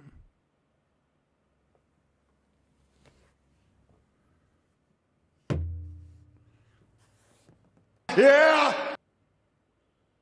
At United _86 Finally. super chatted £2. What's been cool is you can see Brock respects Sober. 100% United love. And as you know what, the more I'm seeing this, Brock's retiring at the end of this match. I'm convinced of it. Look how long they're taking. He's making them wait. He just don't know. Here comes the pain. He's got elbow pads on. What the hell? I can't remember the last time I saw Brock Lesnar wrestle in elbow pads. It might have been actually since he wrestled in WWE the first time I've seen him in elbow pads.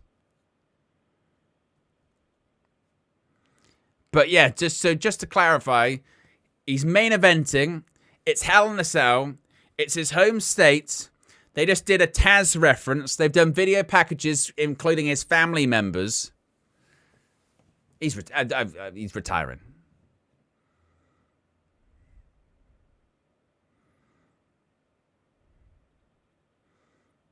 Look at the pyro. Remember, Brock Lesnar returned 1 year ago as well. He returned 1 year ago, and a lot of the thought at the time wasn't it, has he come back for this final 1 year run? Bobby G says, didn't he remove his elbow pads to elbow Wharton? No, he just removed his gloves. He didn't have elbow pads on that day, I don't think. That was just his gloves. Maybe it's Brock going, look, I'm putting on, it's the equivalent of put on your working boots, mate. Eh? Putting on the elbow pads. Why? I'm working tonight. We're taking some bumps. You know what I mean? I got to take bumps in the ring. I got to, bump and feed. If Brock Lesnar's got on his working boots, got on his elbow pads, we're seeing Brock Lesnar circa 2002, 2003. Maybe that's what it is. And remember, too, Brock Lesnar.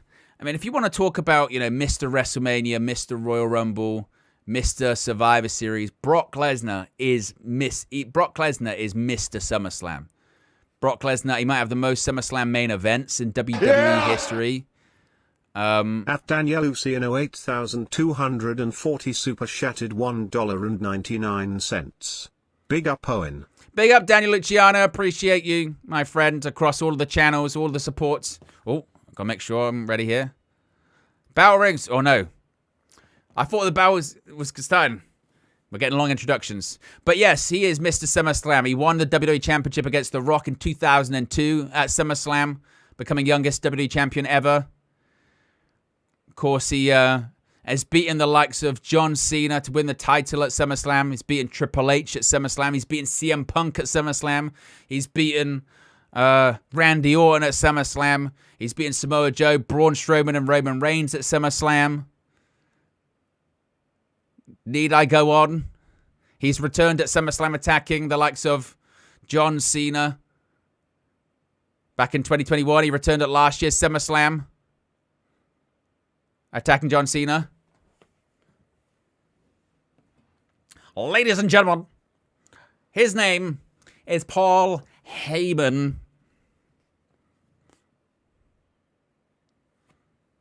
The Beast of the Brocktagon. 303 pounds.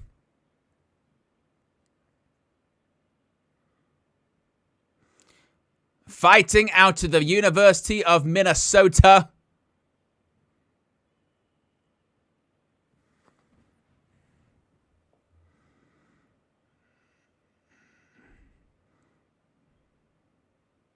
Well, lower the Sal then. I was going to say, yeah. We had the ring introductions. The Sal lowers were getting the intense music. For those that can't hear it. Dun dun dun dun dun dun dun dun dun dun dun dun dun dun dun dun dun dun. You know that suspenseful music.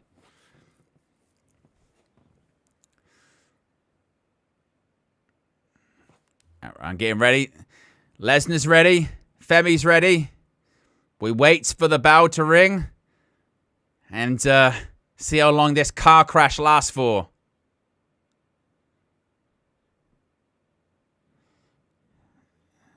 Is it officially lowered? Is it officially done? The longest Sal lowering of all time. Good grief. I say that. It's like, the thing is a giant structure, isn't it? It's massive.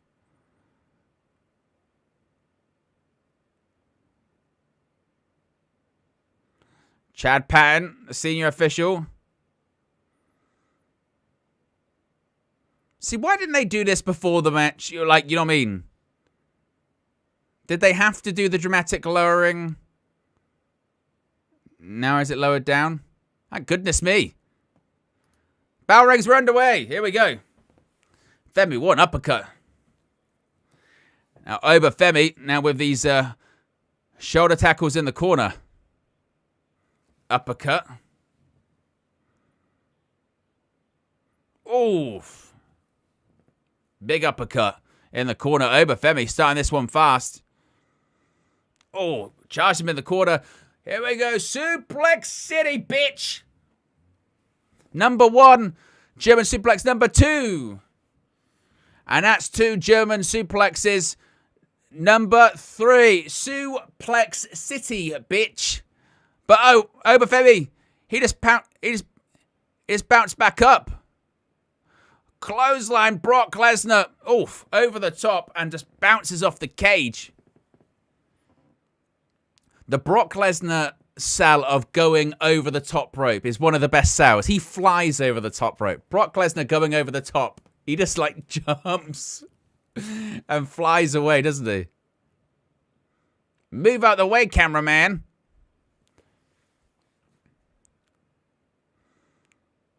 Lesnar, Irish whip sends Femi into the steel steps.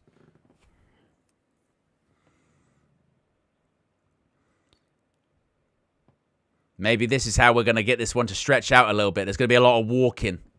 A lot of walking, fighting outside the ring. Lesnar going for a suplex. Blocked. Blocked again. Oh, suplex to Brock Lesnar outside the ring. Brock Lesnar's taking a suplex on the floor. He's so retiring. Brock doesn't take suplexes on the floor. Are you kidding me? In the opening 2 minutes? I tell you, that's why Brock's got his elbow pads on. He's bumping tonight. We're getting Brock Lesnar 2002, 2003. I'm telling you, or 03, 02 to 04. Well, that's what we're getting from Brock tonight. He's turning, running back the clock. As Femi's got a table.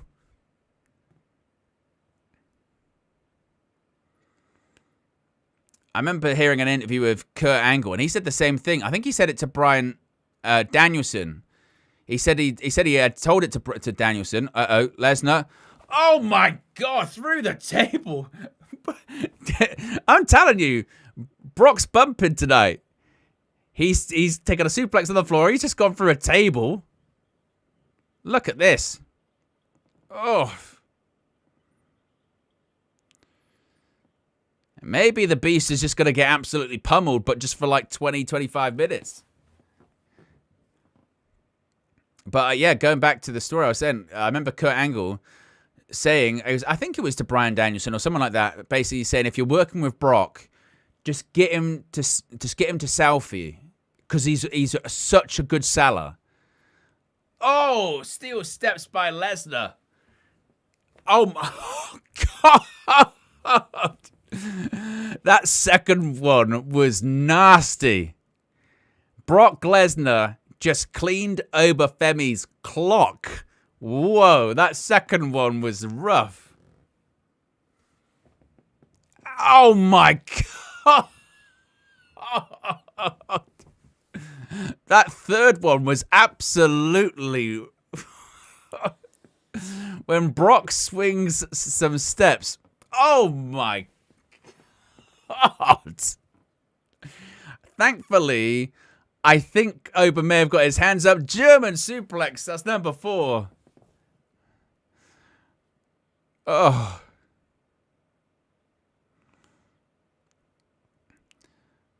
The welts are forming on the back of Lesnar. Femi just got his head just knocked off twice. Holy cow.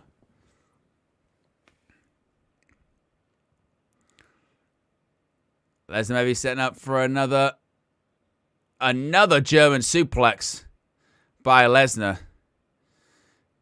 And Lesnar's taking a knee. I think he needs a bit of a rest. I mean, we're nearly at the lofty heights of 5 minutes here, folks. And now Lesnar, steel chair across the back. Did I see that steel chair's got a Wingstop logo on? Has even the steel chair's got logos on now? So what have we got for the record? We've got Slim Jim tables. Yeah, is that a Wingstop chair? What other weapons are branded at this point? I think I'm missing one. Old ladders. Didn't the ladders have something on it? Money in the Bank had Cash App last year. I'm not even joking. Lesnar. Snap suplex.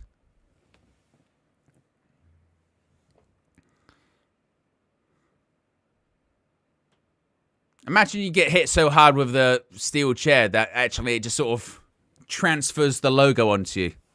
What happened? Well, he nearly broke my back and he also tattooed me with a fast food logo.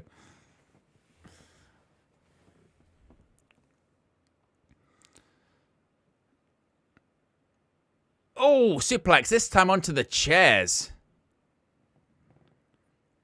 Or the Wingstop chairs, excuse me. Now Lesnar trying to drink in some applause from the stadium.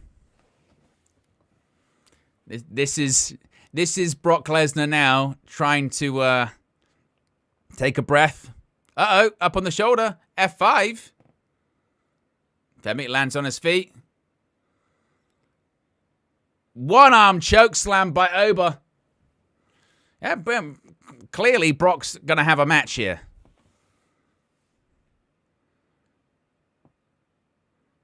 I do wonder about this crowd. They are... I think they're waiting. The crowd. It feels like the crowd are waiting for something. And that kind of feels like they're waiting for. They're going because this match is main eventing. You can feel like there's this sort of feeling within the stadium of, why is this main eventing? Where are we going? What's going to happen? Is Brock actually retiring? Well, what's going to happen here? There's a lot of questions at the moment, isn't there? Ober still charging in the corner again. Oh, another elbow to Brock. Oh, stacks him up. Lesnar, F5 perhaps. Lesnar, no. Another choke slam. Another choke slam. That's the second one by Ober Femi. Oh, just tossing Brock Lesnar across the ring.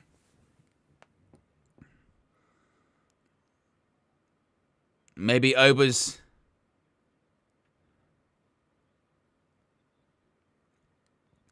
And Brock, he's trying to get to his feet. He just looks tired, if anything.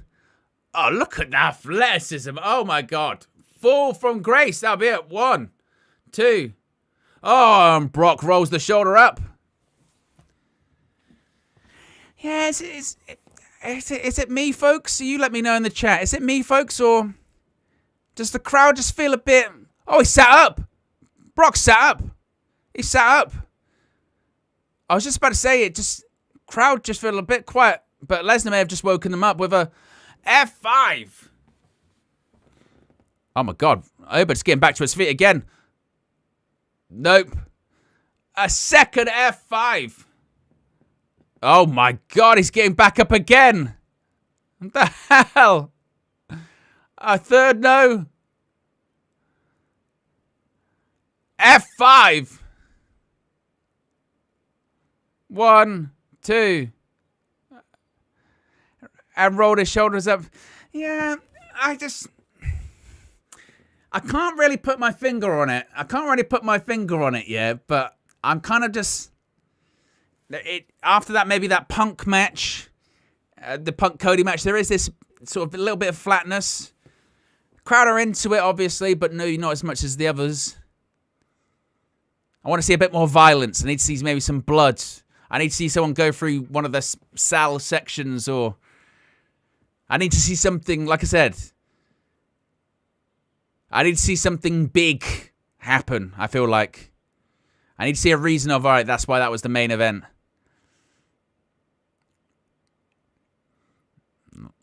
I mean, Lesnar just looks exhausted. Look at him. Lesnar is gassed. I can't remember the last time Brock Lesnar worked 10 minutes.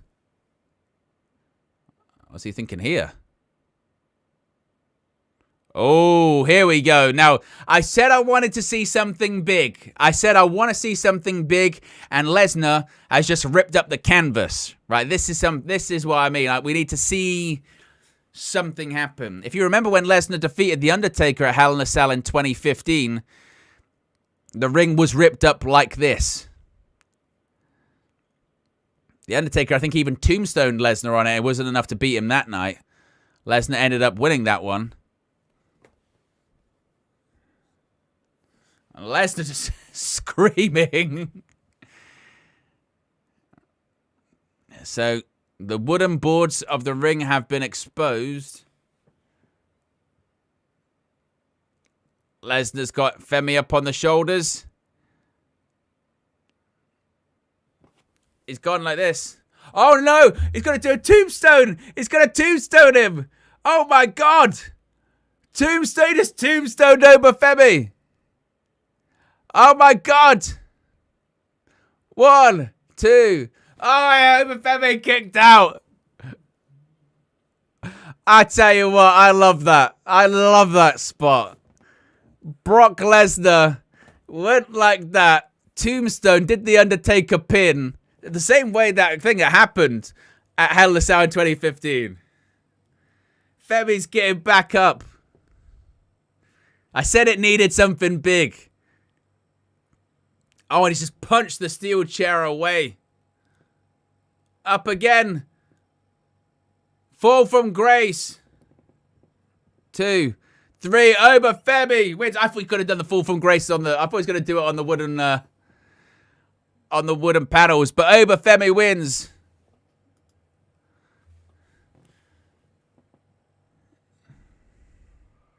Yeah, well, Michael Cole says if this is the last time, he's definitely retiring. He's definitely retiring. They're already talking about if this is the last time we see Brock. He's done. He's done. Look, they just had a main event the show. He's put over Oba Femi in the strongest way possible, hasn't he? I just said this. Surely that's what it is. Get your star ratings in, by the way, as well. I give it. Yeah, King of the Indies. I did like something like that. Fall from grace, break through the boards in the ring. That's your finish. You know what I mean? Something big like that. That'd have been good. So I'd probably give it a 3, 3.5. I mean, I feel like it's going to look like Lesnar might be done, which is why it's going to be last. But Punk versus Cody should have main evented, really. Orton's return, the match. The only concern I do have a little bit, though, with Oba Femi is just that, I mean, they can't keep doing the whole they hit finishes on him forever and he just keeps kicking out. It's a bit like the Undertaker sitting up thing. Eventually, they have to not sit up or not kick out, don't they? So that might be the difficult issue that they have with Oba Femi eventually. That tombstone spot was cool.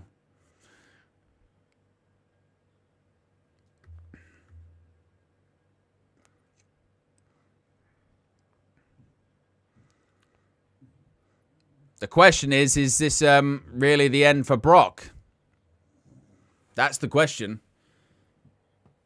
Are we going to get like a big post-match confirmation or something like that?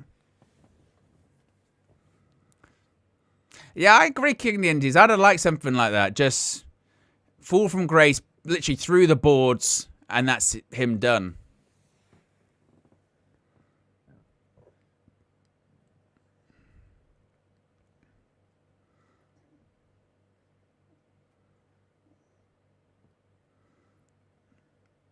Oba Femi with the big pose. So that's it.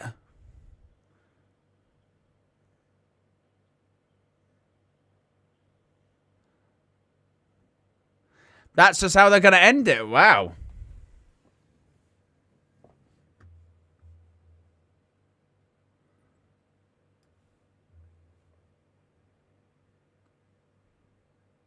Oh, Brock Lesnar's coming back. He's coming back. Maybe. I was going to say, surely that's not their ending.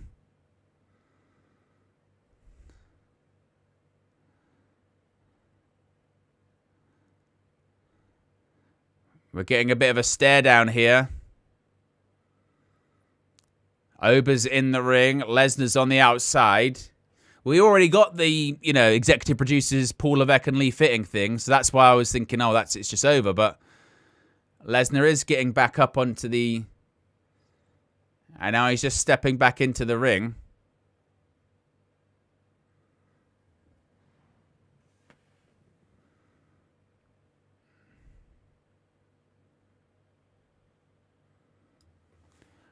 And they hug in the ring, Brock Lesnar and Oba Femi.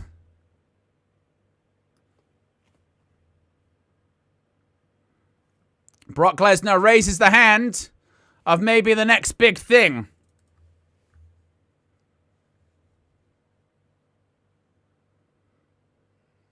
Is he getting a microphone? Brock's getting a microphone. We're going to hear something. It says Minnesota. And the whole wide world watching this shit tonight.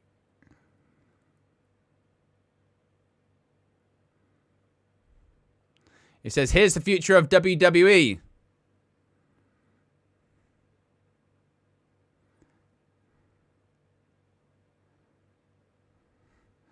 It says, this is the future. This is the past. This is the past. This is the future.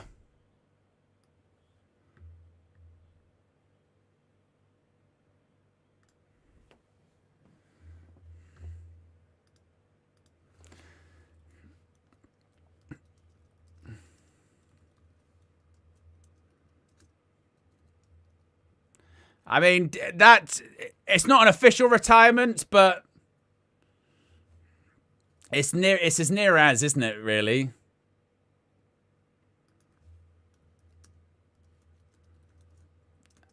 It's not Brock Lesnar going, oh yeah, by the way, I'm retiring, but it's not a million miles off, really, is it? You know what I mean? It's not a million miles off from that. So that's the show. That's the show, folks. I was waiting for a bit of a post-match something, and we kind of got that. I'm gonna go into it a bit more once we on the post show about whether was this what should have gone on last. Was it the right call to have that be the main event? If Brock's retiring, which it does actually kind of look like, doesn't it? Maybe that makes sense. I mean, he couldn't have put Femi over more, could he? Let's be honest. He could have put him over more with the way that ended, with kicking out of a tombstone, kicking out of F5s, you name it. My thing is, I like Hell in a Cells to be a bit more violent. That's me. I like my Hell in a Cells to have a bit more color, a bit like the CM Punk Drew McIntyre Hell in a Cell match they had. That's my kind of Hell in a Cell, that kind of thing. But like I said, we'll get more into it during the post show. So appreciate everyone that's tuned in. By the way, this evening, it's been, as I said, it's been a very, very, very, very long day and busy day for yours truly. And we're going to be doing it all again tomorrow. We will be live with a watch along and a post show for SummerSlam Night 2. I'm literally, whilst we're doing this now, I'm multitasking as we speak right now. So this is going to be set up. So you should be redirected straight to the post show where we'll chat for probably like 30 minutes about SummerSlam. What did we like? What didn't we like? So be sure to follow me there. Click the like on the like button and be sure to subscribe. I'm out of here. Peace.